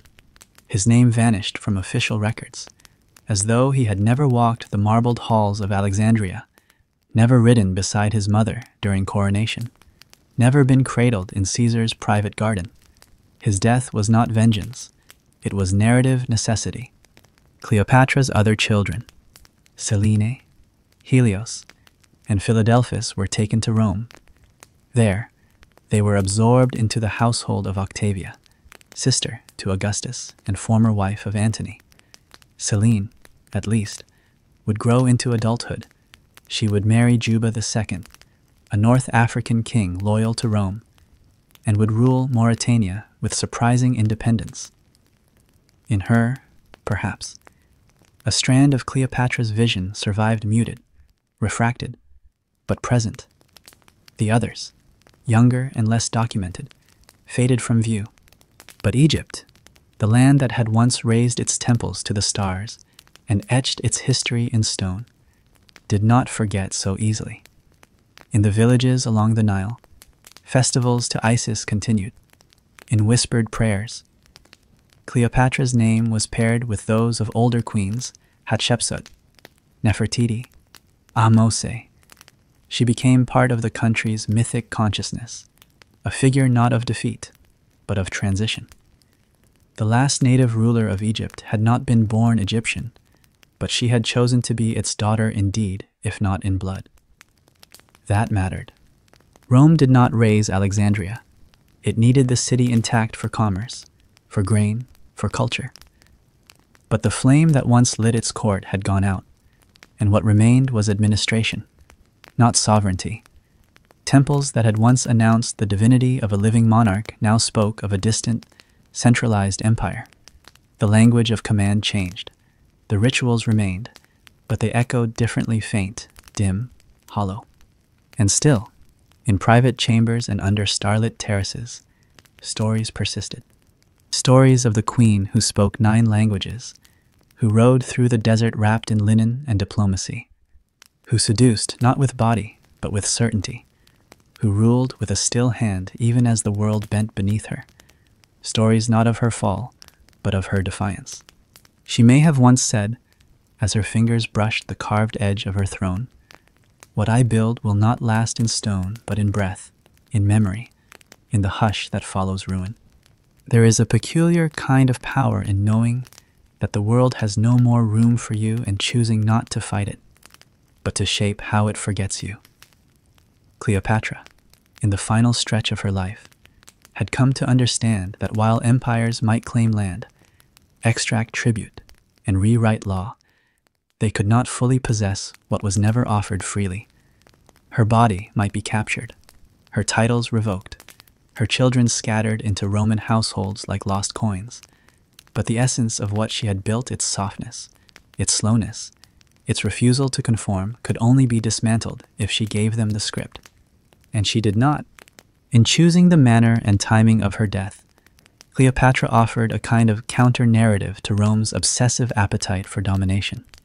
She did not die as a slave, nor as a fallen monarch begging for clemency. She died as she had lived, as a curator of meaning, That Roman historians were forced to surround her death with elaborate fictions of serpents and seductions only confirms how difficult it was for them to reduce her to a familiar archetype. She refused to become a simple villain or martyr. Her final act was not designed to be understood in one telling. There's an old Egyptian belief that to name something is to give it permanence, to allow it passage through the veil of death. In this way, Cleopatra's legacy endured not just through architecture or lineage, but through the weight of her name, which continued to echo long after her palace crumbled. She became an idea mutable, mythic, ungraspable. And as the decades passed, Rome found it easier to mythologize her than to account for her. It could not afford to remember her complexity. Augustus, soon to declare himself the first emperor of a Rome no longer pretending to be a republic, understood that myth would serve him better than history. Cleopatra's image, when mentioned at all, was filtered through poetry and pageant, a fatal woman, dangerous because she was unknowable, ruinous because she loved. In this version, Rome was the wronged party, innocent in its ambition, justified in its conquest. The fact that Cleopatra had governed responsibly, spoken to philosophers as easily as to priests, and administered a multicultural court for over 2 decades was brushed aside. It complicated the preferred ending, and yet complications persisted. In the eastern provinces, particularly in regions once loyal to Antony, memories of Cleopatra remained stubbornly intact. Coins bearing her likeness continued to circulate for years. In Alexandria's shrines, her image was quietly preserved beside those of Isis and Hathor, not as a defeated monarch, but as a divine intermediary. Sailors in the eastern Mediterranean told tales of her silver ships, their sails filled with perfume instead of wind, and of the queen who outmaneuvered 3 Roman generals before vanishing into silence. Even if they didn't believe these stories entirely, they repeated them softly, reverently, with the kind of awe reserved for those who escape even in dying. Rome could absorb territory, could even absorb culture, but it could not fully absorb Cleopatra. She had made herself too layered, too strange to be dismissed, too poised to be pitied. Her legacy was not rooted in architecture or military victories, but in the texture of how she ruled, the patience of her alliances, the theatrical discipline of her court, the softness she wielded not as passivity, but as pressure. In the years following her death, Alexandria lost its role as a sovereign capital, but retained its intellectual magnetism. Scholars continued to gather at the remains of the library, debating over old texts, revising astronomical calculations, and preserving fragments of a world that no longer quite belonged to them. Many of them had worked under Cleopatra's patronage. They remembered her not for her beauty so often exaggerated and romanticized, but for her questions, her insight, and her capacity to listen. They had known her as a ruler who challenged rather than merely commanded, who corrected as often as she praised, and who, even in moments of crisis, demanded clarity over comfort. These scholars, of course, did not write the dominant histories. They left annotations in margins, uncredited commentaries on philosophical scrolls, and oral traditions passed from tutor to pupil. Their Cleopatra was quieter, more precise, and far more enduring than the version paraded through Roman verse. In time, even Rome came to envy what it could not quite possess. Cleopatra, long dead, remained in the imagination in ways no emperor could entirely control. Artists painted her not just as a queen in gold, but as a woman suspended between empires. Writers returned to her, century after century, unsure whether to cast her as villain, victim, or vision. In this ambiguity, she remained alive, soft, slow, and hollow in the most haunting way. Even in defeat, Cleopatra did not vanish. She transformed. If anything, her final act, the one most often reduced to melodrama, was her most disciplined. She had watched how Rome treated its captives. She had seen what became of kings who surrendered and women who waited too long for mercy. She understood that to be paraded was to be unmade, that to beg was to become a footnote. Instead, she offered Rome something it could never fully interpret: a queen who chose absence over absorption. It is a form of power to know when to leave. Not all rulers understand this. Some clutch at thrones long after their purpose has faded, mistaking legacy for visibility. But Cleopatra's departure was a quiet refusal. She allowed the curtain to fall before the actors forgot their lines, before the stagehands dismantled the scenery, before the audience could decide they were finished watching. And in doing so, she preserved not just her dignity, but a version of Egypt that would otherwise have been flattened beneath Roman marble. If you've started slipping out of it, keep going. The past barely noticed you were here. With the queen gone, with the palace subdued, and with Alexandria quietly folding itself into the imperial fabric of Rome. There was no dramatic moment of collapse, no fire across the harbor, no tremor in the streets. Instead, Egypt passed into history the way a name fades from memory when no one says it aloud for a while. Cleopatra had ensured that her final gesture was decisive and unambiguous, but the world that followed her death was characterized not by drama, but by a curious stillness, as if history itself was trying to absorb what had just occurred before continuing on its way. In Rome, Augustus emerged from the Eastern campaign not merely as a victorious general, but as a man transformed into myth. He returned not as a civil warrior who had defeated a rival Roman, but as the savior of the Republic who had vanquished a foreign queen and saved Roman virtue from corruption. The reality, of course, was far less noble. He had centralized power, dismantled meaningful checks on authority, and subtly restructured a republic into an empire. But his propaganda machine was efficient. Monuments rose, coins were minted, poets were funded to reinforce the story. The story that did not get told, at least not fully, was the one Cleopatra had once tried to write alongside Antony, a world of dual sovereignties, of power shared between traditions, of East and West existing in concert rather than in conflict. Their alliance had not been a fantasy. It had been a deliberate, strategic vision for what the Mediterranean world might become. But Augustus had no room for that kind of complexity. He needed unity, clarity, simplicity. Rome must be one. The rest of the world must be its audience. Yet even as Augustus tightened his control, as he filled temples with his image and revised civic calendars to mark his victories, there were cracks in the narrative he offered. Egypt did not vanish. Its rituals did not stop. In the temples along the Nile, priests still invoked the names of old gods. Farmers still sowed and harvested according to lunar rhythms. The land had endured countless conquests before. This was another. But what had changed was not merely the ownership of territory. It was the rhythm of history itself. With Cleopatra's death and Augustus's rise, a different kind of time began to unfold, one less attuned to local meaning and more governed by the bureaucratic pulses of empire. Decisions were made in distant halls. Governance became less personal, more procedural. The rhythms of Egyptian rule, once tied to the flooding of the Nile and the presence of a monarch who enacted cosmic balance, were now governed by governors, by taxation schedules, by foreign priorities. This shift did not happen violently. It seeped in, quietly and thoroughly, like ink bleeding into papyrus.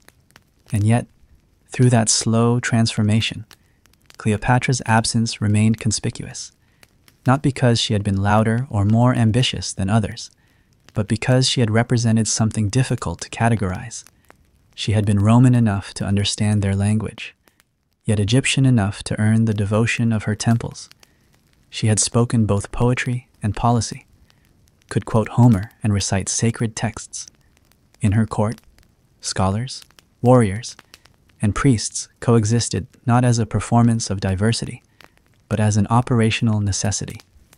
That kind of rule was rare, and Rome, for all its pride, struggled to replicate it. Some time after her death, Roman authors began to approach her legacy with more nuance. Not many, and not often, but the shift was noticeable. Cleopatra began to appear not simply as a cautionary tale, but as a figure who had nearly reshaped history. Lucan, in the Pharsalia, invoked her as a ghost haunting the Roman conscience. Plutarch, though writing with the biases of his time, hinted at the depth of her intellect and political intuition. Even centuries later, when Shakespeare penned her into verse, he could not entirely diminish her presence. He gave her lines of grandeur, of irony, of self-awareness. He made her flawed, yes, but formidable. There is an irony in the fact that Rome, which sought so vigorously to erase Cleopatra's influence, became the very vehicle through which her memory was preserved. Its poets, its historians, its playwrights all participated in keeping her name alive. They could not stop returning to her. They couldn't help themselves. Her death had not been a moment. It had been a movement. In the centuries that followed, as the Roman Empire fractured and reassembled, as Christianity spread across regions once governed by pharaohs, Cleopatra remained a strange echo in the background. She was reinterpreted, reimagined, reconfigured to suit the needs of each new era. To medieval chroniclers, she was a sorceress, a dangerous woman whose allure undid men. To Renaissance thinkers, she became an emblem of feminine power, terrifying and fascinating in equal measure.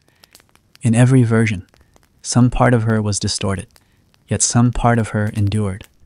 Perhaps this endurance has less to do with historical accuracy than with symbolic hunger. People need figures who do not fit.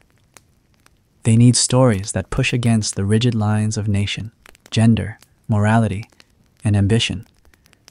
Cleopatra defied easy categorization, not because she aimed to, but because her life had been the product of contradictions she never resolved. She ruled an Egyptian kingdom as a Greek monarch. She lived under Roman shadow, but never became its servant. She mastered softness as a tool of control, and still moved through war and diplomacy with an unflinching eye. She was many things. That was the point.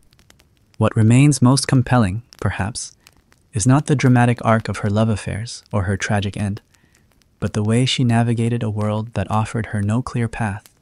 She was born into decline, trained in survival, and reached for something that might have changed history had she succeeded.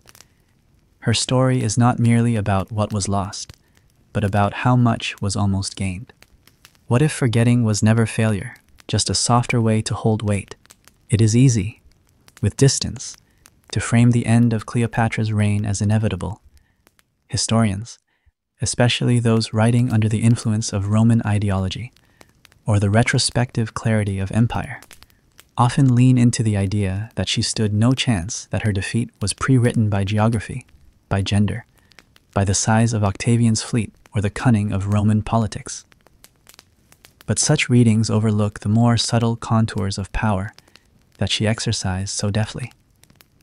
The truth is that Cleopatra survived far longer than most monarchs would have under the pressures she faced, not because she resisted change, but because she adapted to it quietly, intelligently, and with an emotional precision that remains difficult to categorize within traditional models of rule. Her strategy had always relied on duality, not only in alliances but in presentation. She was, to her people, an Egyptian pharaoh.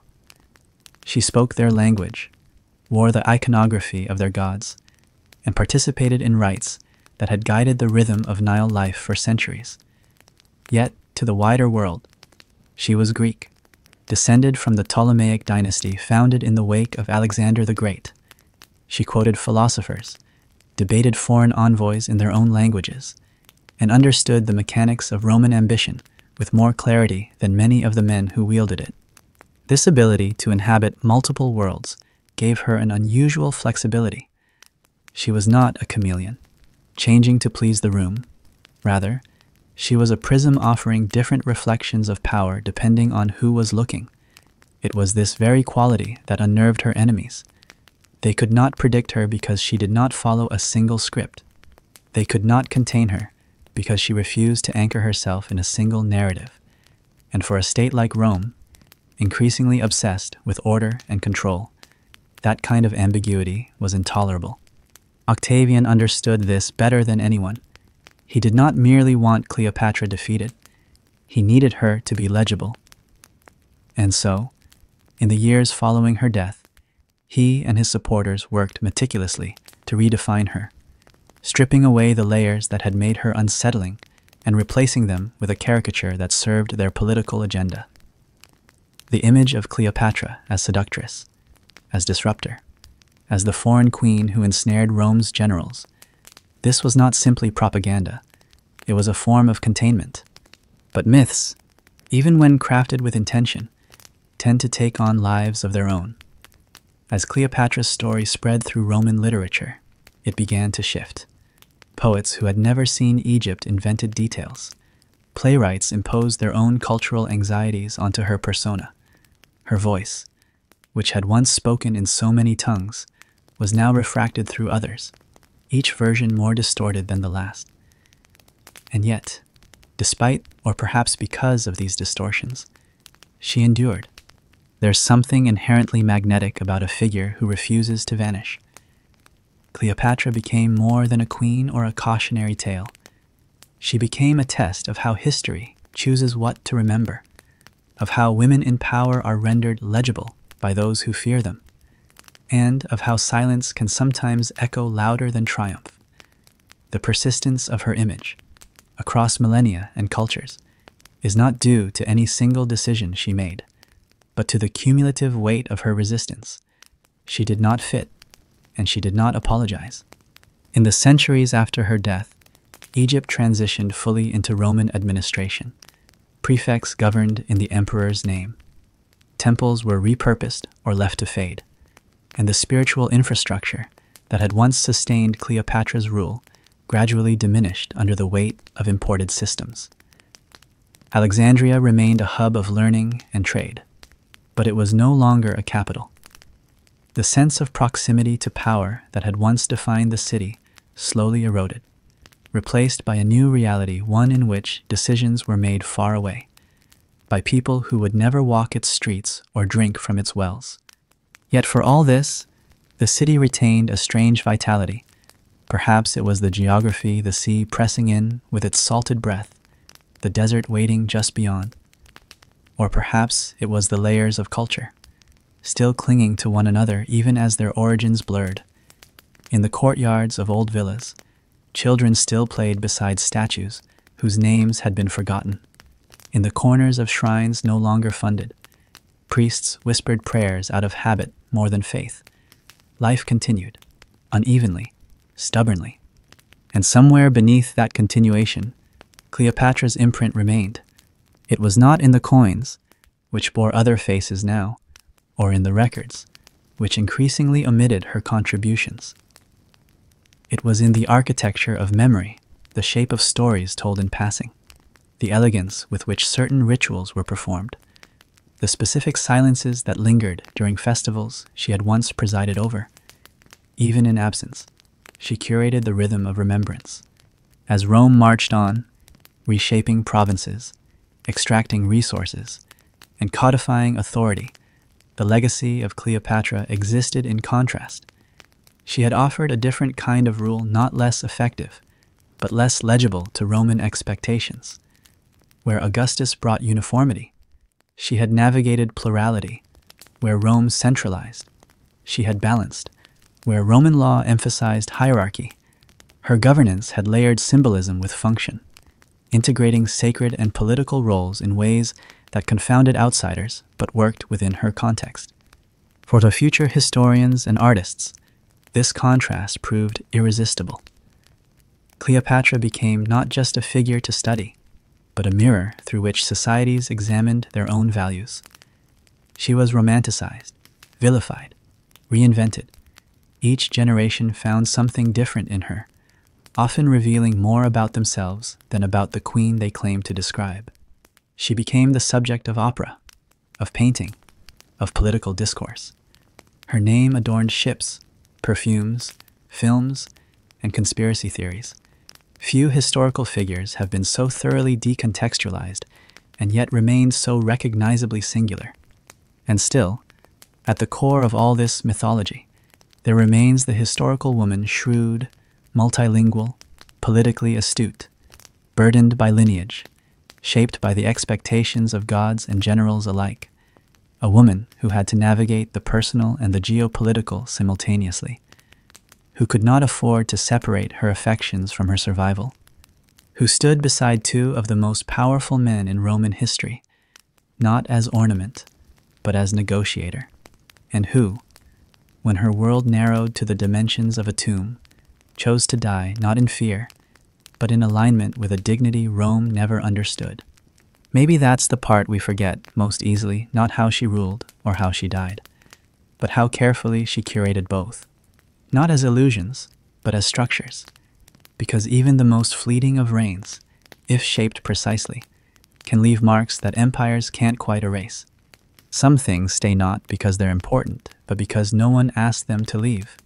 By the time Rome officially classified Egypt as one of its provinces, the great drama that had played out between Cleopatra and the empire had already been reduced to a set of simplified narratives. These narratives, while efficient, did not concern themselves with truth so much as with usefulness. Rome, particularly under Augustus, had little patience for ambiguities that could not be harnessed toward imperial unity. It was far more effective to explain the civil wars as a battle between civilization and chaos, between duty and indulgence, between a disciplined Roman future and the threatening seduction of a foreign queen. The messiness of actual history, its compromises, its moments of mutual admiration, its delicate negotiations had no place in this vision. And yet, what broke in the aftermath of Cleopatra's defeat was not only a woman's reign or a dynasty's longevity, but something more fragile and less easily measured: the idea that Rome itself was immune to being shaped by the very world it sought to control. For years, Cleopatra had resisted this assumption not with open defiance, but with presence. She had governed not from behind walls, but through cultivated exchange, cultural, intellectual, spiritual. She had allowed Rome to enter her court and had offered her own presence to Rome, but in doing so, she had also revealed the empire's vulnerability to influence, to absorption, and ultimately, to quiet transformation. Her victory had never been military. It had been atmospheric. This is perhaps why Augustus worked so hard to control her legacy, not only because she had stood against him politically, but because she had revealed simply by being herself that Rome could be seduced not by lust, but by beauty that refused to apologize. Cleopatra had worn her culture without embarrassment. She had draped herself in ritual, spoken in the accents of foreign gods, stood upright beside men who considered themselves instruments of destiny, and she had never begged to be accepted. Rome preferred enemies who declared themselves with swords. It could not tolerate adversaries who dismantled its certainties with incense and patience. In absorbing Egypt, Rome acquired more than grain and temples. It took in philosophies it would never fully acknowledge, rhythms of life that would survive for generations under the surface of administrative reforms. Alexandria, though politically diminished, remained intellectually vibrant. Roman governors might have held the power, but the city's pulse continued to beat with the aftershocks of Cleopatra's reign. It became, in a sense, haunted not by ghosts in the literal sense, but by the memory of a sovereignty that had governed with silence as much as with decree. This haunting wasn't always visible, but it shaped behavior. Roman officials stationed in Egypt often found themselves drawn into local customs more deeply than their counterparts elsewhere. They sponsored festivals, honored local gods, participated in rituals that blurred the lines between Roman pragmatism and Egyptian devotion. Officially, they represented imperial control. Unofficially, many became part of the cultural web Cleopatra had once nurtured. Her governance had been embedded not in doctrine, but in practice, and such practices, once absorbed, are difficult to unlearn. Even beyond Egypt's borders, the traces of her reign lingered. Her children, those who had survived, carried fragments of her legacy into their futures. Selene, married off to Juba II of Mauritania, became a queen in her own right. From the remnants of one empire, she helped shape another. Her court combined Roman infrastructure with Alexandrian aesthetics. She commissioned buildings, funded cultural institutions, and governed with a balance that recalled her mother's care for both precision and beauty. Though her name faded from popular memory, her actions sustained an echo of Cleopatra's political philosophy: rule through integration, not domination. It is in these quiet, unintended ways that Cleopatra's legacy continued, not as an active ideology, but as a set of habits too persistent to fully uproot. Rome, in its ambition to consume, often failed to notice what it had digested. Cleopatra's influence lived in the architecture of cities that would never know her name, in the measured rituals of administrators who would never claim her example, and in the stories passed from generation to generation, where her face was remembered not as a threat, but as a question. And still, what broke wasn't marble or law. What broke was the illusion that Rome could remain untouched while touching everything. Cleopatra had held a mirror to its face, and the reflection, complex, vulnerable, uncertain, was too unsettling to accept. Centuries later, as the empire weakened under its own weight, some Roman thinkers began to reflect more openly on the nature of power. Philosophers like Seneca and later historians began to question the costs of expansion, the limits of control, the nature of influence. These were not direct reconsiderations of Cleopatra's reign, but they emerged from the cracks she had helped expose. Rome, which had once defined itself through rigid categories, now found itself tangled in the complexities of the world it had attempted to standardize. The East, once described as feminine and decadent, had become indispensable. The philosophies of Greece, the religions of Egypt, the trade routes of Arabia, none of these could be excluded without jeopardizing the whole. In this context, Cleopatra became less a singular figure and more a symbol of a deeper truth, that empires, for all their weapons and laws, remain porous. They are shaped not only by what they conquer, but by what they encounter. And in that encounter, softness, when practiced with discipline, can be as transformative as steel. For those who remembered her in quieter ways, scribes copying texts in dim corners of temples, mothers whispering her name into the ears of daughters, historians piecing together stories from coin and fragment, Cleopatra remained less a warning than a riddle. What does it mean to lose and still shape the memory of victory? What does it mean to rule not with force, but with presence? Not every scar is visible. Not every influence is named. But just as rivers reshape the earth slowly, persistently, invisibly, so too did Cleopatra mark the empire that tried to erase her. She did not win in the terms Rome defined, but Rome, in the end, could not unwrite her. What broke wasn't stone.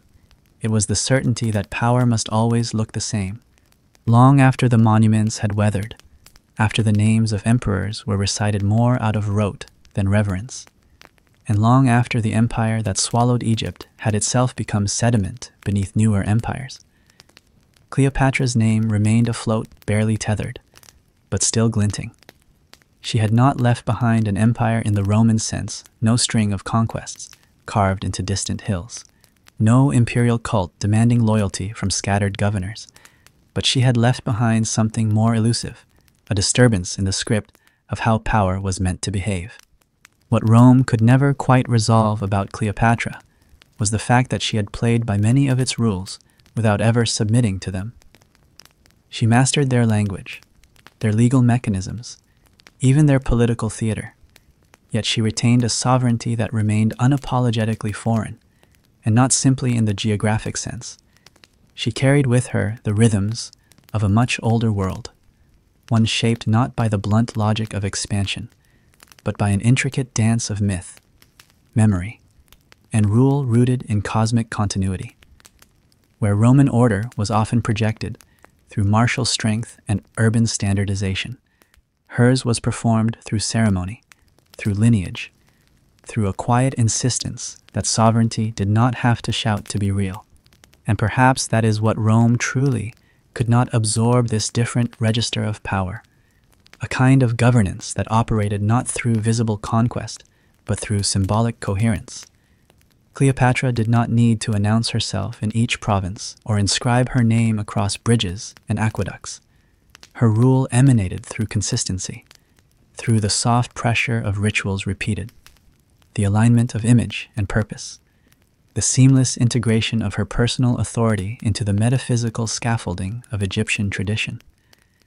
For those who served her, she was not simply monarch but medium, the living channel through which Egypt's sacred history met its uncertain present. Rome erased what it feared and renamed what it could not destroy. Cleopatra, though absent from its marble calendars and official decrees, began to reappear in the more shadowed corners of its imagination. Centuries after her death, Roman poets still whispered of her, even if only as metaphor. Painters rendered her final moments with variations on the same motif: the poised body, the coiled serpent, the expression not of anguish but of choice. And playwrights, most famously Shakespeare, reanimated her not to explain history, but to feel it less as chronicle than as echo. By then, Cleopatra had ceased to be a person in the historical sense. She had become a language, a recurring cadence invoked whenever power and beauty refused to separate, whenever ambition became inseparable from fate. And though this mythologized Cleopatra bore only a distant resemblance to the woman who once negotiated with Caesar and governed a fading empire from her throne in Alexandria, she carried within her outline something of the original spirit, layered, undecipherable, oddly still. There is a kind of endurance that does not come from dominance, but from remaining necessary. Cleopatra became necessary not to Egypt, which had long since been reduced to a granary of Rome, but to every culture that found itself struggling to articulate the paradox of leadership rooted in grace. In her story, rulers saw both warning and possibility. In her silence, readers found room to project their questions. She remained potent not because her story was preserved intact, but because it was never allowed to settle. And still, in Alexandria, her city breathed under layers of forgetting and reinvention. Roman buildings rose atop Ptolemaic foundations. Temples were converted or neglected. Streets once paraded with her festivals now served other rulers, under other banners, but beneath the pavement, beneath the pillars, the outline of her court remained not in stone, but in the geometry of memory. People still gathered in quiet corners to share the older stories. Merchants still sold amulets with symbols that had not appeared in official liturgies for decades. And in the deep chambers of surviving temples, priests still recited prayers in which her name lingered, even when forbidden. Over time, her name would pass through many hands: the Byzantines, the Arabs, the Ottomans, and finally, the Europeans. All would touch Egypt, and all would claim something from its past. But none could quite claim Cleopatra. She was always slightly out of reach, a figure too deeply woven into contradiction to be easily possessed. Each culture reshaped her image, layered it with new meanings, and sent it forward again, less as a truth than as an invitation to interpret. In the modern world, she reemerged with renewed force, now armed with the vocabulary of resistance and reclamation. Feminist scholars began to wrestle her from the grip of centuries of caricature, insisting on the right to see her not as an ornament of male downfall, but as a political actor, a strategist, a survivor. Artists depicted her not as femme fatale, but as sovereign. And historians, combing through the sparse but meaningful fragments of her reign, began to ask what it meant that a woman who ruled so intelligently, so enduringly, had been remembered so poorly. Today, She stands not as a symbol of a singular culture, but as a figure suspended between them, a queen of lost worlds, a ruler of contested truths. She belongs not to Egypt alone, nor to Rome, nor to the West or East in any modern formulation. She belongs to the spaces between, to the soft terrain where history hesitates, where identity remains fluid, where legacy cannot be owned. In this way, her influence persists not as the inheritance of an empire, but as the quiet undoing of certainty. If the quiet held you longer than you meant, just say so, even now. There is something almost ironic in the fact that Cleopatra, who never ruled Rome, never stepped into the Senate, never sat on a Roman throne, nonetheless reshaped the empire's direction more lastingly than many of its own emperors. Her legacy was not written into Roman law or recorded in bronze inscriptions lining imperial roads. Instead, it seeped in through a different medium memory, and not the official kind, shaped by edicts and census rolls, but the quiet, tenacious memory that survives beneath monuments and between generations, the kind that resists even as it adapts, the kind that whispers long after voices have stopped speaking. By the time the Roman Empire reached its apex under the Julio-Claudian dynasty, it had absorbed not just Cleopatra's territory, but many of the structures and symbols she had once embodied. Augustus, the man who built his legitimacy on defeating her, began to rule in ways not entirely unlike her. He cultivated divine associations, surrounded himself with an aura of sacred destiny, and made theatrical use of image and myth to assert authority over a vast, heterogeneous world. The Republic was gone, though few were bold enough to say so aloud. In its place stood a system where power was centralized in a figure who ruled not by law alone, but by persona, just as Cleopatra had in Alexandria. It is tempting to think of this as coincidence, or as the logical evolution of Roman governance, but there is more at work.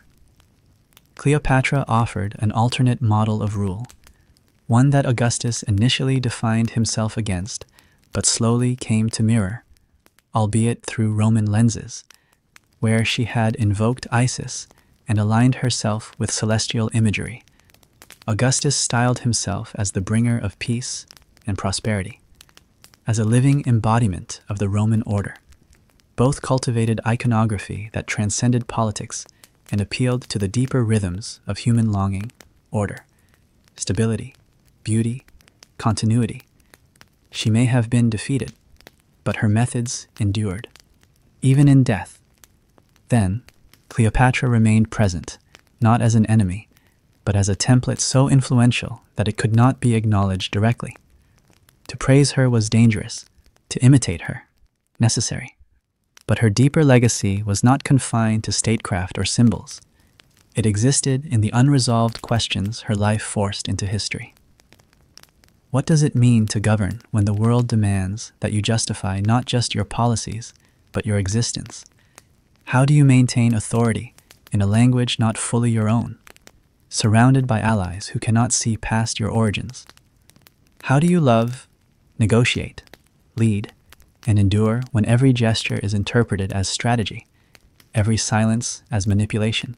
These questions do not belong to the past alone. They have followed every woman who has stepped into power, every outsider who has stood at the center of a culture not designed to accommodate them. Cleopatra's biography became a kind of mirror in which others saw not only her, but themselves, whether as warning or encouragement. In every century that followed, someone returned to her story to ask again, was she victim or agent, conqueror or conquered, myth or woman? The answer, of course, is that she was all of these, and none. Cleopatra's real brilliance lay in refusing the singular. She never allowed herself to be reduced to one role or one narrative. She existed at the convergence of contradictions, female and sovereign, Greek and Egyptian, foreign and familiar, intellectual and sensual, priestess and politician. She ruled not by erasing those contradictions, but by amplifying them into a kind of sovereign persona that defied easy interpretation. And because Rome, and much of the world since, has preferred its leaders to be legible above all else, she remained a problem. This is why she remains so persistently present, even in a world that often forgets its own beginnings. Her legacy does not rest in political systems or architectural marvels. It rests in the shape of doubt she left behind. Doubt about what history remembers, about who gets to tell it, and about the ways we try to simplify people too complex to summarize. It is said that Rome never quite recovered from Egypt, though its borders continued to expand for another century. The empire absorbed the Nile's grain, yes, but also its dreams. Rome had always been about clarity, about law and structure and discipline.